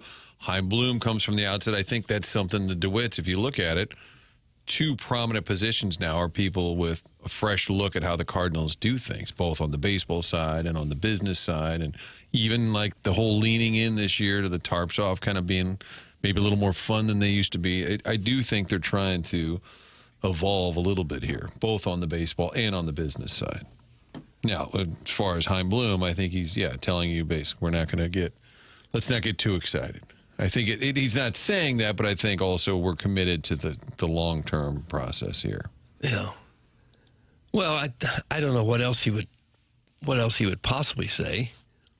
I think we all know that. Well, you could say they're in a rebuilding. You could mode. say, hey, we're ahead of schedule, or we're better than we thought, and therefore we're readjusting some of our goals.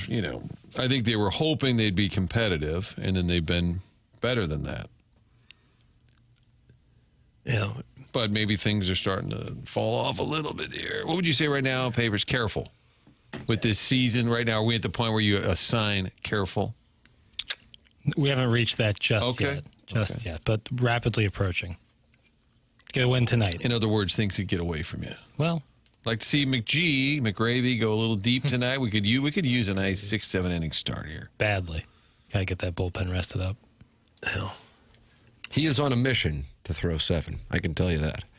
See how it goes down. I mean, it was going just fine last night, but that's a Liberatore start, and all of a sudden, boom, just like that. If you stepped away from the TV for 5 minutes and you came back and watched, you go, what in the hell happened? Balls were just flying out to that Diamondbacks bullpen left and right. I was playing golf last night, and I was monitoring the game on my phone. It's like, all right.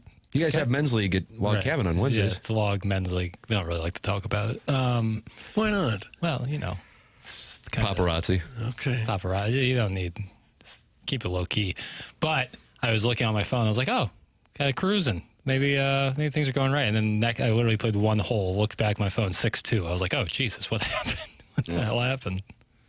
Home runs happened. Yeah. Ball was fine. Mm-hmm. How about this? Breaking news.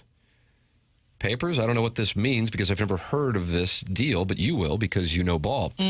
St. Louis's Robbie Avila has agreed to an Exhibit 10 contract with the LA Lakers. Sources tell Draft Express the A10 Player of the Year is one of the nation's most skilled bigs, shot 40% from three and averaged 4+ assists per game as a front court playmaking hub. What is an Exhibit 10 contract? 1 year non-guaranteed contract. Minimum salary deal. Right. So what that means, he'll play Summer League with the Lakers, which is great out in Vegas. And then they'll either sign him to a two-way deal after that, which means you play a little G League, a little NBA, a straight G League contract, or they'll waive him, in which case he'll probably go over to Europe, make good money and play. And then if you develop there, you can also always get re-signed for a two-way deal or a G League And contract. most likely, right, if you had to wager, probably the next 10 years, you'll play in Europe and make a bunch of money. Right. Yeah, and that Exhibit 10 gives them G League rights. So if they like him, they can just throw him on the G League team, the South Bay Lakers, I'm pretty sure. South Bay, Doug. Well, congratulations to him. Looking forward to seeing how that progresses. You're welcome to text in, call in, email in, open up your YouTube app, type in TMASTL, and talk it over in the Michelob Ultra YouTube chat. It's TMA 101 ESPN.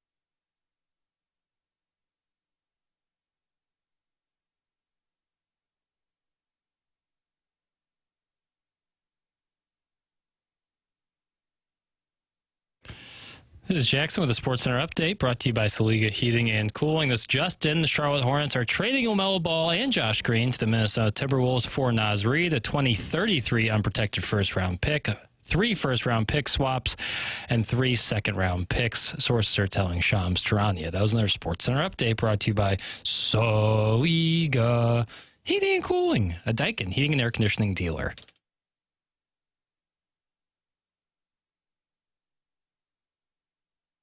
All that matters is what's up in the sky. All right. Switch it up on you guys. Add a little breakdown.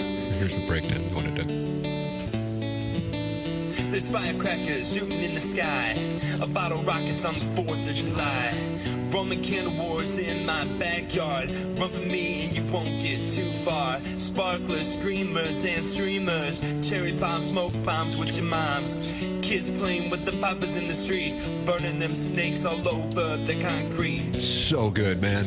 Tim, you wanted producer Joe next Wednesday because that's the night the U.S. men's national team plays in the World Cup, 7 o'clock, we believe, against Bosnia. He texted back. I said, it sounds like next Wednesday is the perfect day. And he said, maybe. Wow. No, you can't Doug, commit. we got him. When you're parking that many cars, you can't commit. Oh, you're on Iggy's side now, man. It's going to go down. It's going to go down. Okay. Program's called The Morning After. Mark Hanna sponsors this 9 o'clock hour. Tim McKernan, Doug Vaughn, and Martin Kilcoyne with you on the presentation, while Jackson Burkett DJs with acoustic sessions and Chairman Kurt Field's phone calls from both Stan the Caddy and Caller Ellen. And I guess she's considering the threesome invite from the Warson Woods Wacko, which was extended to both her and Sharon and Clayton. Sharon and Clayton has said she has not committed to it yet. I don't know that any of them have. Warson Woods Wacko has. He has. The guy is in. Imagine that. I got my bin nibbled on by an Enterprise intern and not a single mention. That's from the self-made stay-at-home Ledoux. Now, what does that mean? I don't know. I just read what's in the prompter. That's what they send it in here on the program. You were hot, weren't you? Darn right I was. Doug, last night, former Cardinal Sandy Alcantara set the Marlins franchise record for strikeouts by a Marlin, and it was not met with any acknowledgement at all in the ballpark or on the scoreboard. And the Marlins broadcast and the Marlins manager, who we will find out who that is, was not happy about it. Take a listen to what took place last night after Sandy Alcantara set the record for Marlins franchise leader for strikeouts. Yeah, he did. He struck him out. And there it is. Sandy Alcantara stands alone as Miami's all-time new strikeout leader. They haven't really acknowledged that yet here in the ballpark. He knows. I think he was aware of that coming in. He looks around to see if they put on the scoreboard. They did not. They still have the count as 1 ball, 3 strikes. Look at Clayton. He is not happy, and neither is that Marlins dugout. They're telling the fans to stand up and applaud Sandy. Appreciate it. Appreciate it out there. Hey. See, the problem I have, most of the fans here tonight should know that without having to look at the scoreboard. And now he's doffing his cap, so the fans in the know now. That's great. A lot of problems. It wasn't put up on the scoreboard right away, which it should have been. And a lot of fans who came here should have known it anyway. Little things like that irritate me, Kyle. I know they do. I understand. And they'll put it up on the scoreboard. There we go. That's pretty cool. That's awesome. Most strikeouts in Marlins history. Scoreboard was working on a 30-second delay, but it finally got there. Oh, wow, they are just not going to let it go. Now, we got a texter who says it was actually the Rangers broadcast. Oh, it was Tuesday night, not last night. But otherwise, dialed in. Otherwise, okay, it was last year, but otherwise, the point's made. Clayton McCullough, manager of the Marlins. Sounds like a lawyer. Does. But yeah, he turned around. So I was going to say, if you're the Marlins broadcaster, you're getting a little edgy there, calling out the entire operation. But Clayton McCullough turns around and looks at all the fans and puts his hands up like, what's going on? It's crazy that Sandy Alcantara now holds the strikeout record in Can Miami. you name the person he passed? Josh Beckett. That's a good guess, Papers. That's a good guess. He's 8th on their all-time. Dontrell Willis. I wouldn't think so. 4th on their all-time. Charlie Huff. He is not in the top. Jose Fernandez wasn't there long enough. Levon Hernandez. With Eric Gregg behind the plate in a playoff game, really taking liberties and grateful that the ABS was not around. No. My guesses then. Ricky Nolasco. Who? We could have been here. Yes. And then Josh Johnson, Dontrell Willis, A.J. Burnett, Anibal Sanchez, Ryan Dempster, Josh Beckett. How long was A.J. Jose Burnett Fernandez. playing for the Marlins? I don't think they have a decorated history. Is what They we're got kinda, 2 World Series. I know, but... Now, Gibson is obviously the Cardinal leader. Who would be second? Probably Bob Forsch, if I had to guess. But then there might be a really old-time guy there. Steven Matz. No. You morons didn't know about it either, apparently. It's from Ray King. I didn't really That's care fair. that much. Wait, A.J. Burnett played a long time. Didn't for the really care Marlins. that much. Okay, let's see. Cardinal striker Gibson first. Adam Wainwright second by a lot. Never heard of him. Gibson 3,117 strikeouts. Wainwright 2,202. Where's Forsch? Is Forsch on that list? He's fifth. 5th. Dizzy Dean 3. Chris Carpenter 4. Never heard of Dizzy Dean, Chris Carpenter. Forsch, Lance Lynn, Matt Morris, Jesse Haynes, Steve Carlton, Bill That's Stoke. Lynn, a little higher than I would have thought. Yeah. Miles Michaelis 14. How do you like him now? Jack Flaherty 24. Just fun with lists. That's all it is. Cherry bombs, smoke bombs with the moms. Think about that. Does make more sense that it was the Rangers broadcast. Being a little upset about it. Yeah. As mad as those guys were getting, I'm like, I don't think you can do that for too long. Doug, would you consider tonight's game a game of greater importance than normal here at this point in the season for a Thursday night against the Diamondbacks? I kind of feel that way. Yeah, I do too. Considering that they did get Liberatore through 5 1/3 last night, but Graceffo had to throw an inning in 2/3. Justin Brule 2 innings. Now, that way, you would think you would have the good bullpen guys, all due respect, available tonight. I know McGreevy is on a mission to get through 7. He will be dialed in part because that is the mission, but also keep in mind he's coming off of a rough start in Kansas City on Friday. The team needs him. The team needs to split this series and get ready for those Marlins starting tomorrow. Yeah, you better stack up the wins because the schedule gets brutal in July. Braves, Brewers, Cubs, Brewers, Braves again. Braves. Yeah. How do you do? Yeah. Not a hot take, but I think this Blaze Jordan can hit. I mean, I think we weren't talking about him at all during the offseason. In fact, he was at the winter warm-up, and he just looked like one of the reporters just hanging out like, wait, that's Blaze Jordan. He's younger than he looks. He puts the ball in play. He just tends to drive and runs. Doug, Yeah. I'm going to say I think this guy's a ball player. I'm with you. And he's looked good defensively, except for that error last night was kind of rough. But he's been very good as a first baseman and a third baseman both. Yeah, probably not a lot of range over there, but if he's going to hit, you could live with it. Like the Gorman experiment, I don't know that it's over for sure. I know fans are over it. But I think organizationally, what do? You hope he hits a little bit at Memphis, and then maybe late summer you get him back to get a little more big league. Or I don't know. What happens if he comes back and he strikes out 7 times in his first 10 at bats? It's here we go again. I think they're close to done. Yeah, I agree. I would close the door on that. I know fans are done. I would say organizationally probably getting close to done. Doug, some might say we need to win some series. That's from Doug's fat friend. No, you need to win just as many games as you can. Series don't matter that much, except in the postseason, of course. You don't know ball. Just stack the wins if you can. But I agree with Jordan. He's a good-looking hitter. I like the fact that he doesn't strike out that much, or hasn't yet so far. He does put it in play. 3 RBIs last night. I'd like to see him maybe move up a little in the lineup. They had him. Yeah, I would say if he's going to be in the lineup and Fermin's going to be in the lineup, who hits a decent amount, does a nice job, but doesn't need to be 5th. Like to manage against you. Like to manage against you. That's a pretty fun thing to say to anyone who might disagree with your opinion. Zach Gallen will be on the mound for the Diamondbacks against the Cardinals. There's a guy who was unhittable and oftentimes talked about. Man, there's a Cardinal they traded away and took off. He and Alcantara both. But Gallen has not been that guy in 2026. 6.10 ERA. He will go up against McGreevy tonight. So therefore, we won the Ozuna trade. Yes. I don't know. Just with that one play where he climbed the wall for the ball that landed 15 feet in front of him. He was a good hitter. But that neon sleeve, you would write letters into Sound Off about that neon yellow sleeve. I'm furious about the sleeve. I'm very much against people wearing the clothing they want to wear. Good for you. Good for you. Email in, Design Air Heating and Cooling email today. Coming up the morning after at InsideSTL.com. That is how you can participate and compete.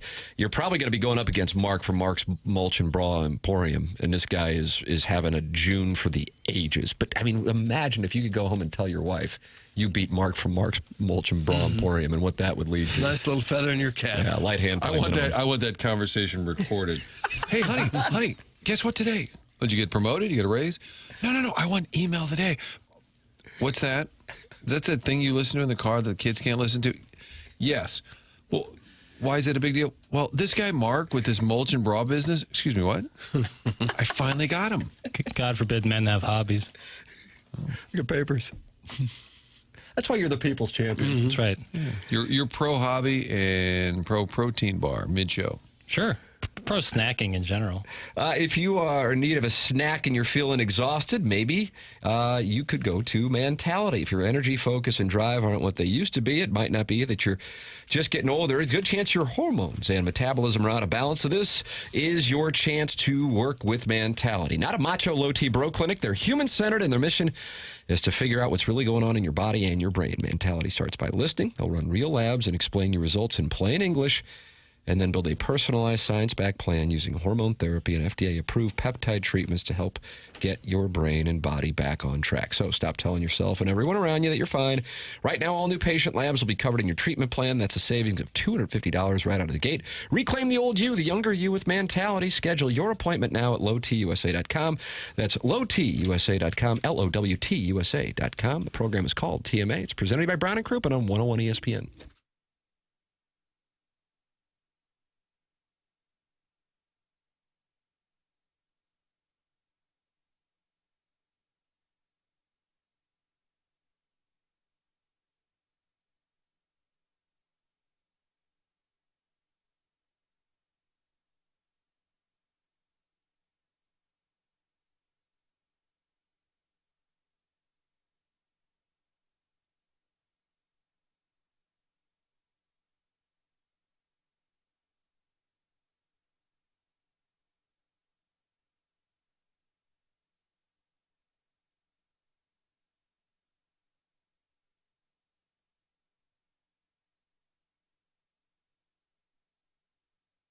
Need an idea for lunch? You're meeting some friends, maybe a business colleague, or just taking the kids out? Go to Village Bar. If you've never been, you hear us talking about it all the time. Find out what we've been talking about on Manchester Road in De Pere, less than a mile from 270, so it's easy to hop off the highway. Check it out. Enjoy the best cheeseburger in town. Get some wings, the waffle fries. Kids will love it. Your friends, your colleagues.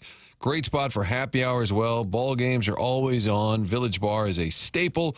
Check it out if you've never been. And while you're there, check out that barn in back, which is home to 1879 Distilling. That's where they're making Red Barn vodka.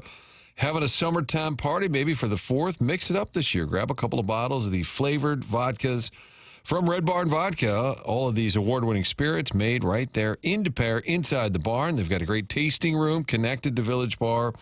Saturdays, noon to 5, they open it up. You can do some sampling there and buy some merchandise inside the general store that is connected to Village Bar. Tables out front. You can sit there and sample the products. Again, award-winning spirits being made right in back. It's an homage to the distillery days in the 1800s. The Germans started doing this, and now they're doing it right in back at Village Bar. Stop by for lunch, happy hour dinner, and sample the products. 1879distilling.com.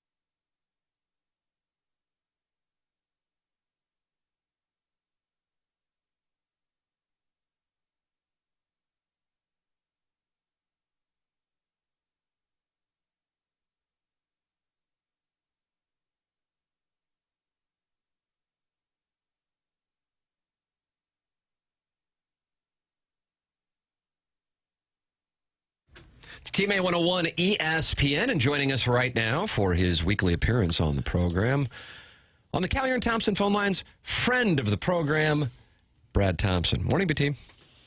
Good morning, fellas. How we doing today? Good. What about yourself? Man, I'm doing great. I mean, it's a lovely day. Gonna be a warm one, I'm thinking. But no, life is good, man. Life is good. The Cardinals, we were just talking about this in the previous segment. This one feels like, I mean, again, it's still mid-late June, and it is a Thursday night game against the Diamondbacks. But with that said, considering what took place in Kansas City and so far what has taken place in 2 of 3 against the Diamondbacks, this strikes me as a game that has a little more value to it than maybe what you would have thought if you were looking at the schedule a couple weeks ago. How do you view it?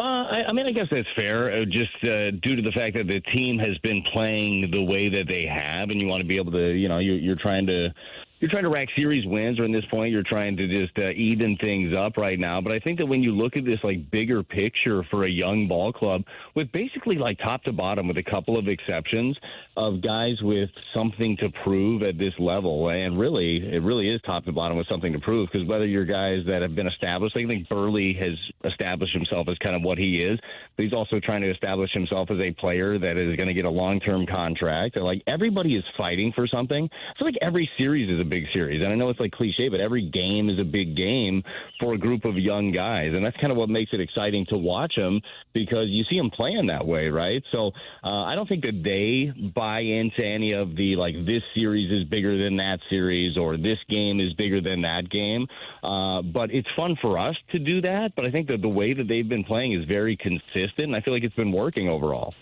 Liberatore's had a couple of rough outings in a row here. Would you expect him to do anything different with him, or stay the course? I would stay the course. I think that's the expectation. Now, who knows how long that patience goes for him. But I was talking yesterday about this.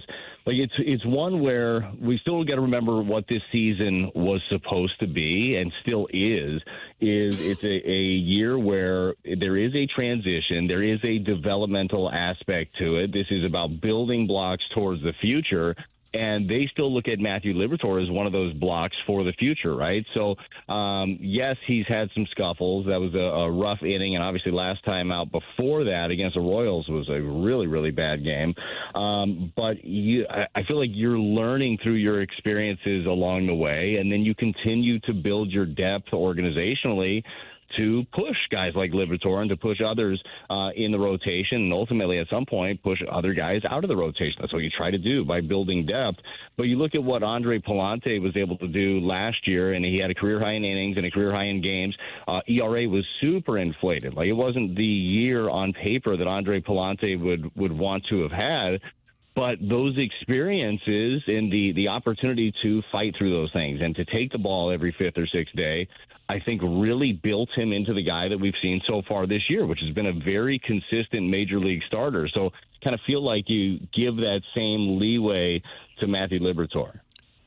In Kansas City, the indication seemed to be he was tipping pitches, maybe again last night. How do you break that cycle? If that's something that, is he more inclined to do it than others? What have you seen in that regard? Yeah, we had a really interesting conversation with Ollie about this before the game yesterday, about just tipping pitches in general and about how much kind of goes into it.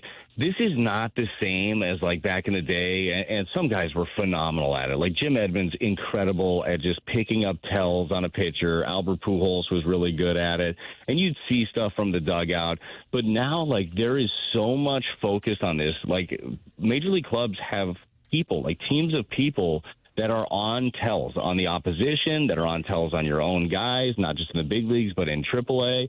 And they can be so small, right? And if you're listening right now, you don't know what a tip or a tell is. It can be as slight as your glove turns a fraction of an inch on a breaking ball. Your hand goes a little bit deeper into your glove on a changeup. And there are different places where you can read the tell. First and third base coaches on the other team, they are looking. They are trying to signal pitches, and they will signal it with either verbal action or verbal words or physical actions to their hitters.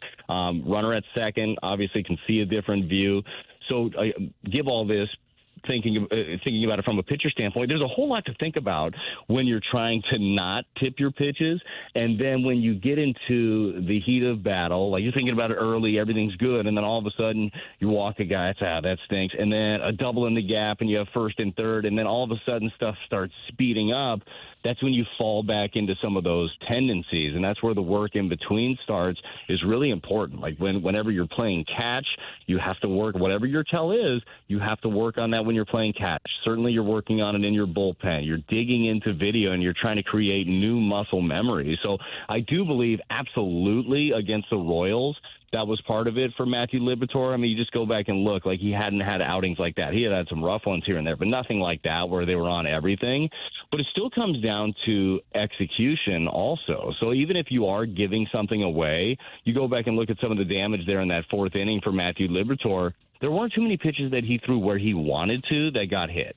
So sometimes you can give something away. If your stuff's good enough, if you execute it where you want to, when you want to, even if they kind of know it's coming, it doesn't mean they're going to crush it, right? So there's a little bit of both that goes into it. Yeah, you're going to focus on your tells and your tips that you have and the tendencies because everybody tends to know theirs. But I know it sounds like an easy thing to fix. It's not. It's a process. But you also just have to compete and focus on commanding your pitches when you really need to. And unfortunately, in that fourth inning, some of that command fell away for him.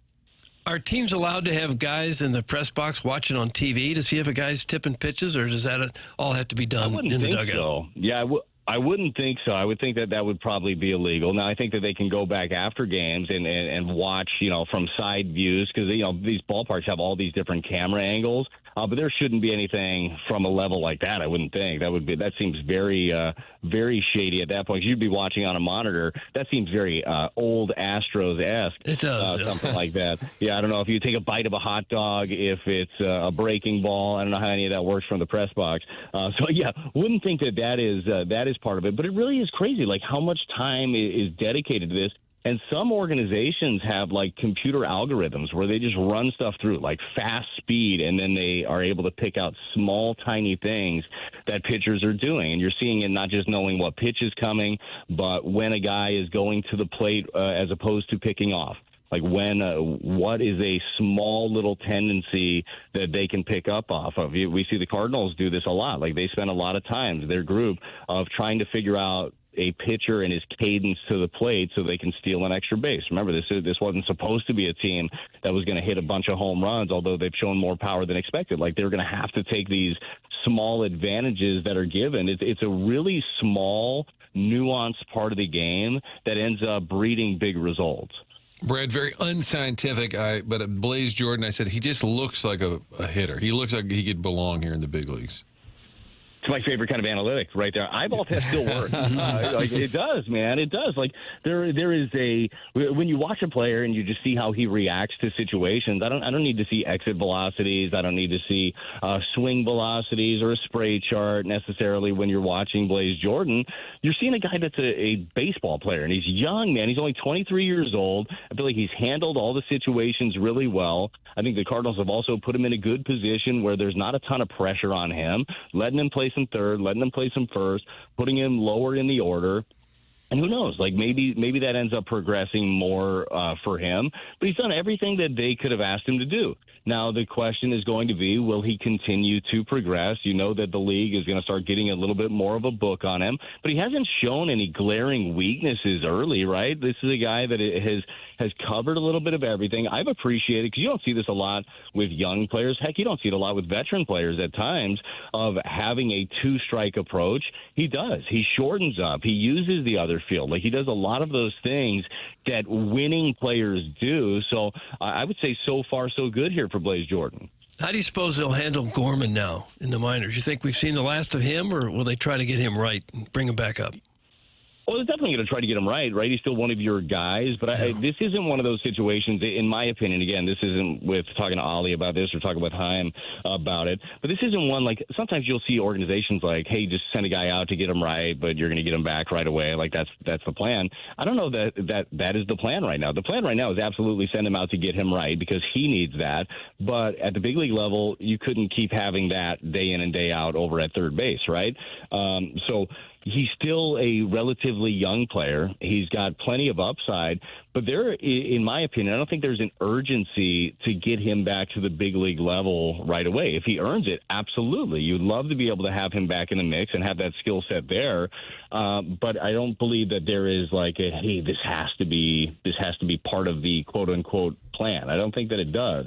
I hope for him that it is, and I hope for the team actually it is too, because that guy is the power that he brings is a game changer. But look, this you get a finite amount of opportunities, right? What do you do with them? And hopefully for him, he's looking at this not as a demotion, but an opportunity to get right and to get better and to kind of force their hand. But yeah, I don't see this as an urgency one. What do you guys see? Like when you're looking at the bulk of work that you've seen from Gorman over the years, you saw him this year, obviously. Like, how do you look at him going forward? I think we kind of know what hitter he is, and maybe something will change. Maybe organizationally somewhere else, something will click. I mean, it's tricky because Jordan Walker, a lot of people might have said, oh, he's done, he'll never hit. And here he is at an all-star level. But I think around here, most people feel like it's just not going to happen here. Maybe change the scenery. Maybe it'll be great somewhere else. But I think most people are in that camp. I think that's fair, and that's the one that would take people off the most, right? Change of scenery, and all of a sudden it clicks. And by the way, there are not as many examples of that as people tend to think there are over the years. But if you look at him, he's 26 years old, but I mean he's had over 1,800 plate appearances at the big league level. Strikeout rate is way higher than you wanted it to be. Showed off flashes, right? I mean, you know the power that he had. I think he led the club in 23, maybe with 27 of them, but.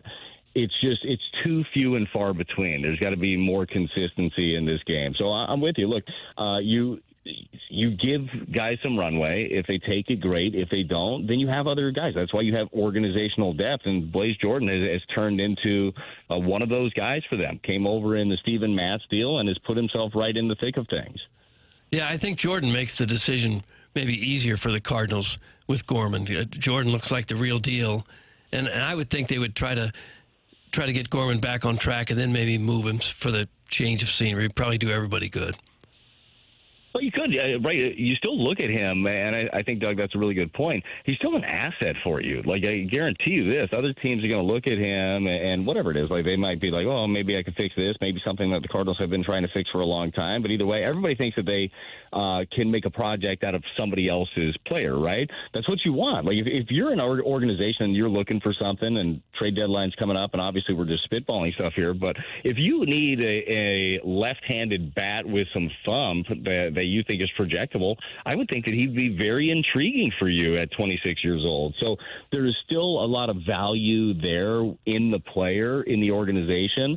It just, not quite clear on what it looks like at the big league level for the Cardinals going forward. Do you think if Chaim Ali on that lie detector back in February, we check it now, would say, listen, this is not a playoff type team, and they would tell you, hey, listen, we're a little over our skis. It's been fun. It's been great. We've overachieved record-wise based on what we have, especially some of the pitching shortcomings. So let's just kind of see how it plays out. Like they want to enjoy the ride, have fun, try and win every game, but realistically, they probably think this team's a little short. It's hard to say, right? Because we all knew, like, they laid it out. Chaim laid it out what this year was going to be. And when he laid it out, he didn't say this is October or bust, right? So that kind of laid the ground level of, hey, we're going to see what these young players have. Well, it's always the hope that they mature earlier than expected. And I feel like that has kind of been part of it. And one of the other things is the fact that, like, the details have mattered for this club. All the little things that might be boring to talk about or even boring to work on or study, like, they've done a really good job of doing all of those little things. Those have added to wins. We know how many tight margins this ball club plays on. So, like, at the end of the day, yes, I bet if you sat them down, you say, hey, here's the record. You're second in the National League at this point. You're right at the halfway mark. Is there any surprise there? I'm sure there's probably a little bit of it just due to looking at, like, coming into the season, what you had, what you traded away. You got rid of 4 all-star players, and then give opportunities to young guys. I would say that there's a little bit of that, but I also do believe that they felt high about the group that they had coming in, but for everything to click at the same time, I would say yes, that would be a bit surprising. I think a lot of Cardinal fans are anxious to see Joshua Baez get a shot at the major league level. You see that happening anytime soon? Well, he just keep hitting homers. At some point, something good will happen. Like, again, with Baez, who is super young. What did he just turn, 22 or 23? Like, he's a pup. And he turned a big corner last year at Springfield, and obviously it turned another corner so far this year, putting up monster numbers. I'm not sure that there is an urgency yet when it comes to Baez, right? You've got Walker doing his thing, Newt is back, you're piecing together some different things, you're giving guys opportunities at the big league level. Obviously, Church is going to play center for you on a normal day, defensively, one of the best out there. But you don't think that there is a need to push the issue. You still want him to continue to learn through the good things and through the bad things at AAA. But, man, at some point, yes, like you knock down the door, and that's what Baez is trying to do. It's so exciting to be talking about guys like him, to be talking about depth instead of talking about, well, I got nobody there, there's no answer if you need some thump. Oh, no, there's an answer, and he's very close. So credit to him. And another one of those reminders that it takes a while. It takes a while for a player to grow into the player that he's supposed to be, especially a guy that gets drafted out of high school and ends up making it to the big leagues. I mean, you think about that same arc for Jordan Walker, some of the struggles that he had at the big league level, Baez was able to have at the minor league level, right? So it's just a little different. It takes a little bit longer, especially for those high school guys. But, man, he has been so fun to watch. The highlights are ridiculous. We all got an opportunity to see him live and in person in spring training. He's a monster, and I think he's going to be a really fun one to watch at some point. Brad Thompson with us every Thursday here on TMA. He will be on the call tonight. Cardinals and Diamondbacks, Zach Gallen, Mike McGreevy, as the Cardinals wrap up the 4-game series before welcoming the Marlins to town. And then a super difficult stretch of the schedule between then and the All-Star break. Cardinals and Diamondbacks tonight. BT, we always appreciate the time. Thanks so much, man. All right, gentlemen, thanks for having me. Have a great weekend. You too. That's Brad Thompson with us here on the Callier and Thompson phone lines, talking it over regarding the Cardinals. Doug, could you tell us about Mark Milton? Because he would like to hear you talk it over. He would like to help you if you have any kind of tax problems. He's right there. Great resource to have here in St. Louis. One of the top tax attorneys in the nation. Talking, of course, about Mark Milton. If you got years of unfiled tax returns or tax liens, bank levies, wage garnishments, keeping you up at night, or worse, you could be facing IRS criminal investigation. If so, you should contact STL Tax Lawyer Mark Milton at stltaxlawyer.com. He'll help you take on the godforsaken tax man. Mark Milton at stltaxlawyer.com provide a local and holistic approach to tax resolution. Mark earned his accounting degree from the University of Illinois, #1 accounting program in the country, his law degree from St. Louis U, and now he lives and works right here in the St. Louis area, helping individuals and small businesses solve their tax problems. How good is this guy? Well, he worked for the Department of Justice Tax Division in Washington, where he represented the IRS in tax cases around the country and received the DOJ's Outstanding Trial Attorney Award. He is simply one of the best there is in the nation. If you have IRS problems, you contact Mark Milton at stltaxlawyer.com today, and you'll be saying, I am not guilty, I am with Milty. Remember that choice of a lawyer is an important decision and should not be based solely on advertisements. We will have the Design Air Heating and Cooling email today coming up next on the Polos Plus dossier. This is The Morning After, presented to you by Brown and Crouppen on 101 ESPN and the TMA STL YouTube channel.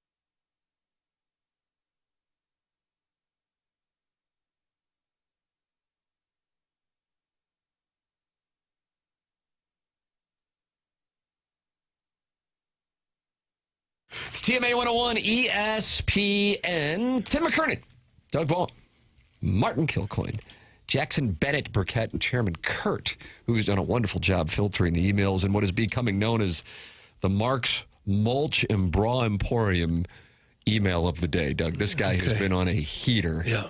Where everybody else feels like they might be playing for second, but maybe not. Maybe it'll be different today. Let's see what we got. It's time for the Design Air Heating and Cooling Email of the Day. Hello, and welcome back to HGTV, DBA Hoosier, and Garden Television. Today we are setting up this washed-up stick puck player, Jordan Kyrou, with a new pad before he tosses up a 25-point season down in Chinatown. First up, Doug, is it Anacostia? It sounds right. Jordan. Anacostia is similar to the north side of St. Louis, a place where every politician has made promises to transform the neighborhood in the next 5 years, quote unquote, for the last 30 years. And you can wake up to the sweet scent of burnt out buildings. Next, we have Deanwood. Deanwood is similar to Jeff Vanderloo in that your Uber driver will look back, grab your thigh, and slowly say, "Good luck, my sweet boy," before pulling you in for a good lip smacking. And finally, we have Congress Heights. Now, this one I think you will like in particular because the women here dance all hanky-panky-like. Oh. You like that term, hanky-panky-like? I don't mind it. It's old school. Similar to that greased-up cutie that is still on the Four-Fox?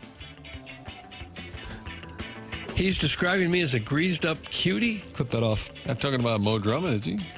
Could be. The cherry on top is they both wear the same amount of undies and enjoy tradesman hole play. Doug, how many times do we have to tell you? Sunset Hills does not allow for jockstrap night to go past 1 a.m. What do you think this is? Connellville? Screw Chuck Todd, now in an alliance with the never-ending wife. That's from Jugs in D.C. P.S. It has been an honor to do battle with the Mulch and Bra Emporium, making sense of investing. So now he's stealing slogans. Doggone it. I worry about copyright infringement. And Young, hi. At Projo, it's me, your former intern, Brian Henshin. You know, the Korean one. Let me know if you want a Caitlin Clark signed basketball. I'll bring the ball, you provide the marker, and we'll get this knocked out, buddy. Hashtag for charity, hashtag for freedom. Thanks. That's from #1 Asian intern Brian Henshin. We'll be tracking Ken's hats on my Whisper page, ASMR Chris Cheddar. We bring the cheddar 14. Stop by, drop a like, and forcibly tongue the interior of that bell for notifications, and then send photos of Ken wearing 5 different hats to Negril111 at AOL.com and be entered to win an autographed poster from Sophie Cunningham. Everyone knows she's more popular than Cece. That's from Brian Henshin. Brian Henshin. Is Sophie Cunningham more popular than Caitlin Clark? Jackson, what do you think on that? Your ball? No shot. No shot. How about on social media? No. Caitlin Clark? I mean, what are you talking about, like Sophie's contributions to social media? She just seems like she's more visible on there. But I don't know. I'm getting frustrated. Well, don't get mad. I'm not mad, but like, I don't understand I don't understand. I think he's saying as like maybe a social media influence. Like, does she have more Instagram followers, that kind of thing? No, she does not. Yeah, Caitlin Clark dominates her in followers. Right. Right. So, but like she does like videos and stuff and dances and stuff. So yes, in that sense, yes. But Caitlin Clark is still more popular by a long shot. There's no women's basketball player even close. Yeah, I would agree with that. Everyone can agree we have to get better at teasing. And when it comes to email of the day, we can't just reveal the winner immediately following the vote. We have to increase time spent listening like Jason Barrett taught us. So at 10:45 a.m., Tim teased that you're going to want to stick around to hear whether Mark from Mark's Mulch and Bra Emporium had extended his winning streak, followed by a riveting Mount Rushmore of St. Louis sports owners discussion where you neglected to mention Sam Breeden, Cardinal owner from 1920 to 1947. Breeden negotiated the Cardinals' move to Sportsman's Park, put Branch Rickey in charge of the front office, where he invented the modern farm system, leading to more World Series championships than Gussie and DeWitt combined. Nice show prep, asses! Then following a break and some live reads, the show ended abruptly as your ADD-afflicted boy producer neglected to reveal the winner as he couldn't wait to get down the hall and listen to everyone's favorite retired pervert flash back to when he decided to start shaving his pubes, reminiscing about snorting amyl nitrate at the gay bars, and ponder questions like what inspires you to be a baby boomer before predicting a dystopian future where the world comes to an end because everyone is as lazy as he is. Doug, that's from Buck Swope, DBA, the recess lady's breast. Yeah. Buck Swope. Chairman Kurt was right. We did not reveal. Because I'm not going to go against Buck Swope. No, it's no tough interest. competition. Did anybody else notice Tim looks extra attractive in white? Doug was saying it during the break. Yeah, thank you. I just wish I was cross-eyed so I could see two of him. Oh, gosh. Has that ever been a person's desire to be cross-eyed? But this email is about contortionist sex. Francis Park. As I admired the 7-foot bronze sculpture of David R. Francis, another tall drink of water approached me. If Jackie O had a male counterpart, he was it. His effeminate sunglasses completed the ensemble, Martin, in the 2014 TMA Wiffle Ball Tournament, where the winners of the tournament got to play Jason Isringhausen and Jim Edmonds. Doug wore Jackie O's sunglasses. That's all I could find. As he approached me, he said, "This is new for me. I have never been with a man before." We both broke out with laughter at the sheer absurdity of his statement. This is Kevin Miller, isn't it? No, it's something about a Chrysler LeBaron, 6-cylinder too. Oh. We both broke out with laughter at the sheer absurdity of his statement, and then he got serious. "I'm here for a wiffle ball tournament, but I have nothing to prove. I took Tom Seaver deep. Now I'm going to do the same to you." Next thing I know, he goes all palm horse on me. Oh. Throwing me up on my belly, folds my legs up to my head like I was Olga Corbett performing continuous circular movements and scissors elements. He'll be driving a 6-cylinder LeBaron when he comes. That's from, that's the name. Kevin Miller. It's from Kevin Miller. Driving. Kevin Miller. And finally, it does take a long time to develop players, so Baez, sorry for you. Regards, that's from Doc Gooden, Darryl Strawberry, Albert Pools, Bryce Harper, and Nolan Ryan. And it comes from Dan Beal. Dan Beal. Doug, that's what we have. The Design, Air, Heating, and Cooling. No Mark from Mark's Mulch and Bra Emporium today. He's letting somebody else play. It's like Scotty Scheffler takes a week off. Getaway lineup. He just sits this one out, huh? And also, if I can get out in front of some complaining. What do we got? We got a problem. What do we got, Chairman? I'm not going to say any names, but we have someone that's usually a squeaky wheel when they don't get read. You cannot curse in any language. There you right? Yeah, we got an FCC and get through the situation. filtered file. There was profanity. The F word. There was a Spanish curse word. Oh, really? So they tried to sneak it by the filter? A gentleman who speaks Spanish. Taught Espanol. Yeah, Kurt speaks Spanish. So and I thought about letting it through and just telling you, hey, omit that last word. But no, keep it clean in all languages. There you go, Doug. Cleanish.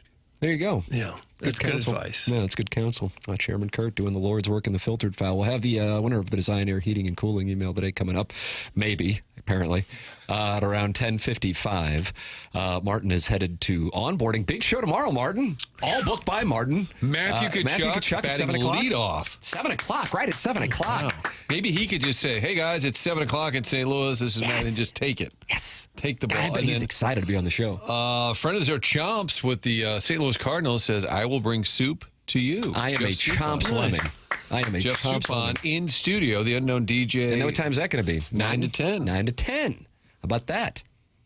And Jackson, last Friday, it was a fact-free Friday? Yeah, we can run that back, too. So, Nice. Cardinal postseason hero Jeff Suppan here. Matthew Tkachuk, two-time Stanley Cup winner on the show. Producer Joe, maybe. Yeah, can't get him. Can't line get him up. him. Can't get him. Can't line him up. No, sir. All right, now there it is. There is the Polos Plus dossier for Friday, June 26th. Looks like a big presentation. Of course, that'll also include the VIP Auto Accessories drops of the week. Martin, God bless. Thank you. Martin is headed to onboarding. We are headed into the 10 o'clock hour. It's TMA 101 ESPN.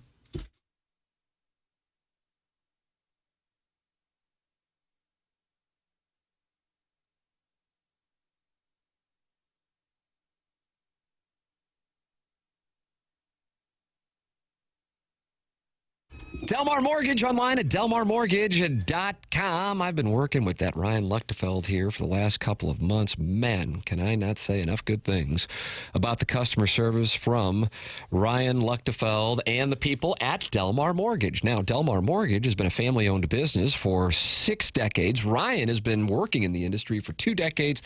He's been working with Delmar Mortgage for 13 years. Customer service, the top priority. Getting you positioned for a pre-approval and fast-track options is what they do, and he gives out his personal number for you to call or to text. Ryan Luchtefeld, former Billiken, now with Delmar Mortgage. Here's his number, 618-593-3608. 618-593-3608. Ryan Luchtefeld and Delmar Mortgage. If you are looking to get pre-approved, if you are looking to get to the closing table quick, fast, and in a hurry, he can do it in as little as 2 weeks. It's Ryan Luchtefeld, Delmar Mortgage, delmarmortgage.com, 618-593-3608, 618-593-3608.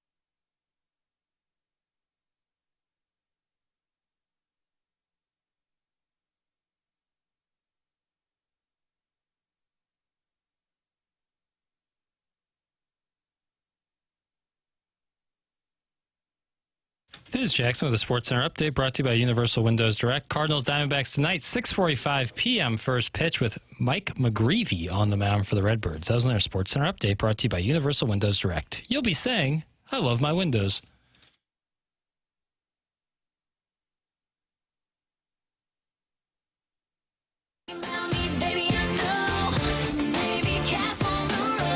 Chairman Kurt is sitting at the dais. Martin's dealing with that onboarding. And Chairman, there's now backlash to Navy caps on the road. Where is this coming from? Why is this happening?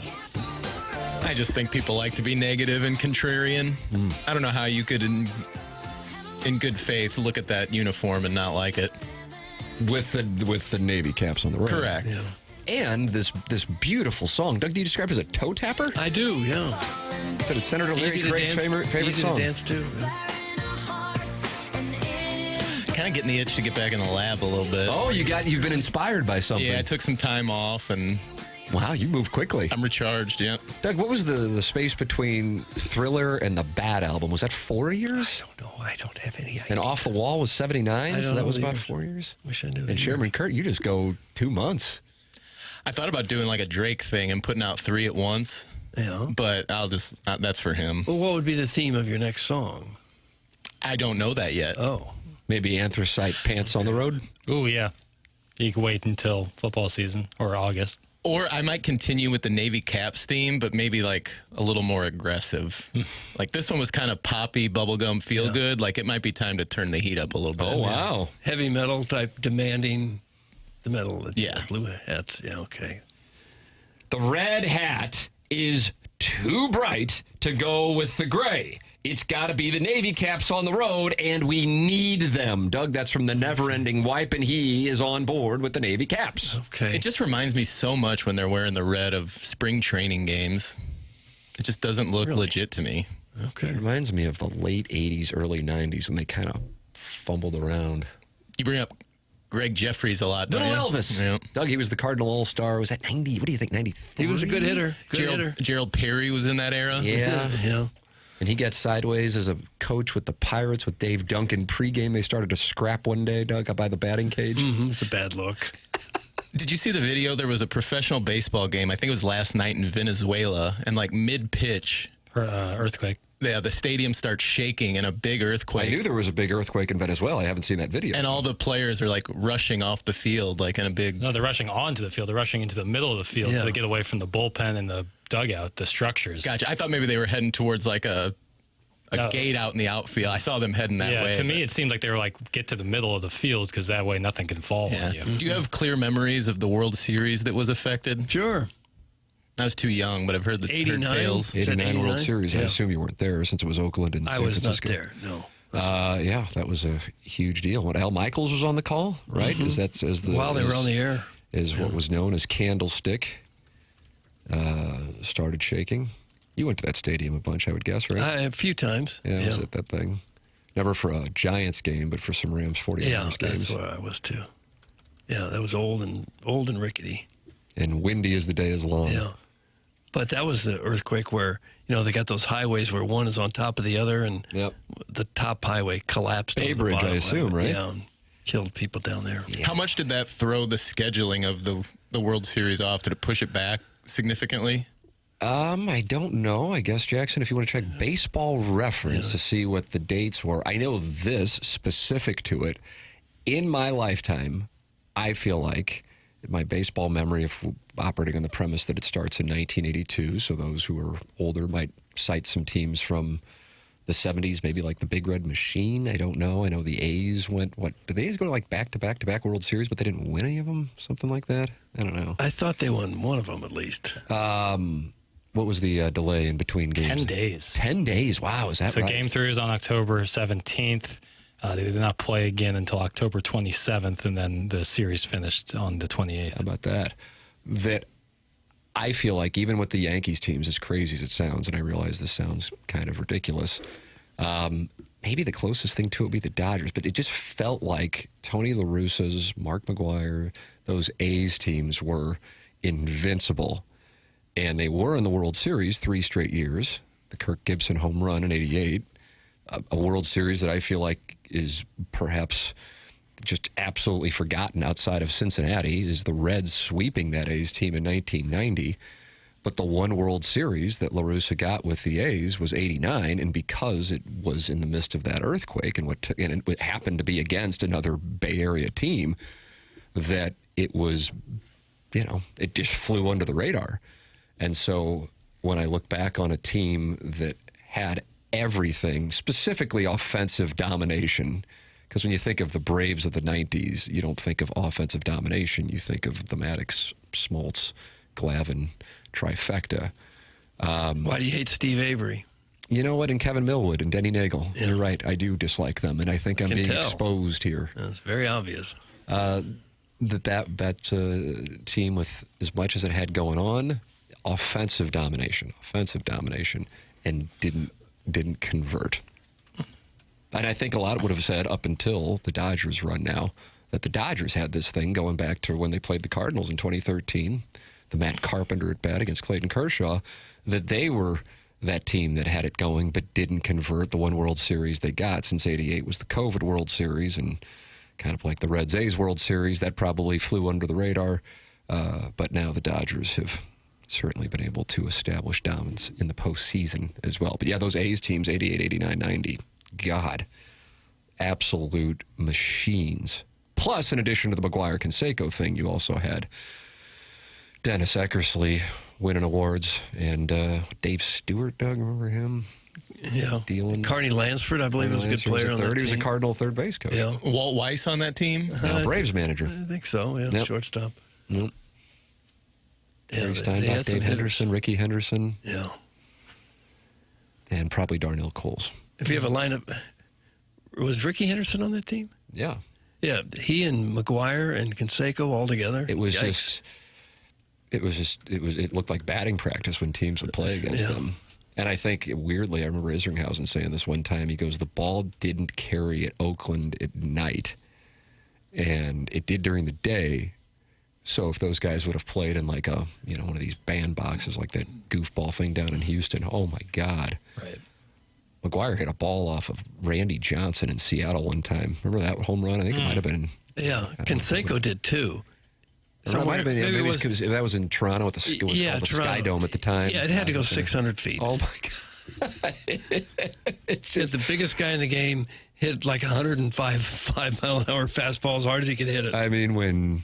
No, it's Mark McGuire. It was McGuire against Johnson? 538-foot home run against Randy Johnson. Yeah. That was at the Kingdom. Yeah, the Kingdom. Canseco hit one against somebody that was I think that was in obscene. It might have been in the playoffs against the Blue Jays. Yeah. But my overarching point is that the A's had this dominating team, and like intimidating, dominating team. The Yankees, when they did what they did for that Jeter, Posada, Bernie Williams, who am I leaving out from the big four? Posada, Jeter. Riviera. Yeah. Riviera. I suppose you can include Pettit in there. But point being, like they did it, but it was like this team, kind of like smiling assassins, so to speak. The A's would just... The A's were kind of a greatest show on turf in baseball. Absolutely dominant.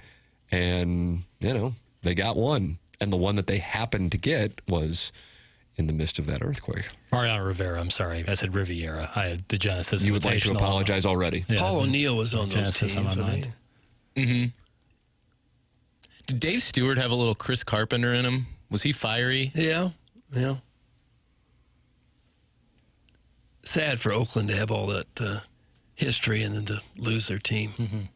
That's exactly right, Tim. It's right up there with St. Gabe's fourth grade basketball team. It's the team they wrote it inside. No. Nobody talks about the St. Gabe's fourth grade basketball dynasty. I guarantee you Cal Kennedy does, so you sound like an ass right now. Yeah. Banners talk, Doug. Yeah, banners talk. Well, you print them up yourself. So what you're saying, Tim, is we should bring back steroids, and I agree. Thanks. That's from the never-ending life. It made the game fun. Say that. There were a lot of fans complaining that all these home runs were being hit. Speaking of Tony La Russa, he's in the Disney hit classic Angels in the Outfield, along with a young Matthew McConaughey, Adrian Brody, a grizzled Danny Glover, Tony Danza, and a young Joseph Gordon-Levitt. What a cast, Doug. That's from Biscuits with McGreevy. I don't remember the skipper in that. Good or bad? Great Joe cast. Torre was in it, I think. Yeah. Great cast, bad movie. And the premise was that Angels saved the Angels. Yeah. It's an estranged dad movie, and of all of the children's baseball movies of the 90s, it's the least effective for me. Outfielders were being picked up and carried by angels to make these diving catches. In the world of unbelievability that those 90s kids baseball movies, whether it's Rookie of the Year with the kid throwing the ball, Little Big League with the managing. That one seemed like I was like, all right, gone too far. What about Matt LeBlanc with the chimpanzee pitcher? Yeah, I think that was more in the, for whatever reason, the chimp movie craze of the 80s and 90s. What a craze it was, Doug. We were fortunate to be alive during that time. Dunston checks in. Have any of you ever been in a 6.8 earthquake while in English class and your teacher runs out of the room and literally never comes back? I have. Sharon, not sure I can be at your place with Ellen at that time. Maybe you guys could get to know each other a little bit before I show up. That's from the Warsaw Woods Wacko. So they're kind of setting this thing up via the Air Comfort Service text inbox. He's in it alone. Suggesting the other two have no interest. Like a bullpen session kind of thing. Doug, Christopher Lloyd is sneaky sexy. Thanks. That's from the mayor of Hogville, but it's also Shrimply Pibble's account because there's a picture of his wife in Barcelona. And he was in Angels in the Outfield. Yes. Still alive, Christopher Does she have Lloyd. a nose ring, Doug? I don't know. Can't tell. Or is that just dust on my computer? I don't see one. Oh, sure. Okay, it's dust on my computer. That you should blame things. You're like, am I seeing this? Oh, no, it must be dust on my computer. Text into the program as well. Your wife can be in Barcelona, or you could be setting up threesomes with listeners. 314-399-9646. You can also open up your YouTube app. You type TMASTL, and you can subscribe. And now you've joined 7,000 friends who have subscribed to the TMASTL YouTube channel. The program is called The Morning After. It's presented to you by Brown and Crouppen.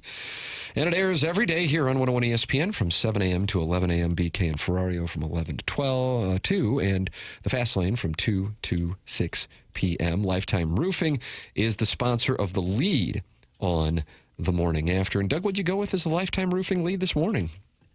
Cardinals. Cardinal baseball. Mm-hmm. Cardinals. Matthew Liberatore specifically. Yeah. Brad Thompson says, got to stick with him. Kind of feels like things are trending in the wrong. Well, it doesn't kind of feel like it is. You look at the runs that they've given up the last few games here. They've had games where they gave up 6, 14, 6, 10, 9. That's just in the last 7 games. Don't give up. No, you can't ever give up. Can't ever give up. Lifetime Roofing sponsored that lead. Lifetime Roofing, STL.com. That's Dustin McClendon and his business. It's veteran-owned. It's locally owned. They only serve the St. Louis metropolitan area, and they've been doing it now for 21 years. They're not out-of-towners. They're certainly not corporate. Their focus is the St. Louis area community only, and since they are here, they are locally accountable in addition to being locally owned. They're online at Lifetime Roofing, STL.com. Ask about their literal lifetime warranty on new roofs and James Hardy siding.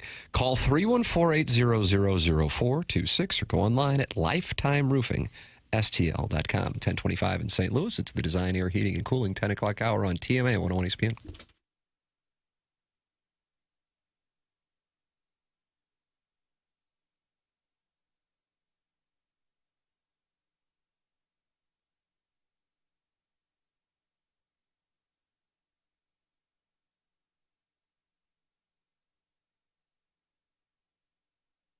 Michael's Flooring's been family and locally owned for over 30 years. He takes pride in helping and making sure his employees are happy and making a great living. Go online right now. You can get 3 samples free from Proximity Mills. That's online at igotfloored.com. Michael's Passions Flooring. When you order from him, he wants you to have the best experience for the best price. That's why he's making sure he gets the best carpet installers he can get and giving him $7 a square yard, which is incredible compensation in this industry. Just come in or talk to him. You're going to see the difference. They want to make sure they suggest the best thing for you and not pushing what corporate's telling them they have too much of. There is a reason he has continued to grow throughout the 31 years. Employees love working for him as they feel like family, and he makes sure they're taken care of, and this then rubs off to the families buying the product as they know they have the best interests of the buyers. They have it all, but carpet's awesome, and it's back. They have so many varieties of all flooring and 3 easy-to-get to locations in St. Louis, Creve Coeur, Darden Prairie, and St. Peter's. Come see why people are loving getting floored by Michael, and make sure you visit igotfloored.com.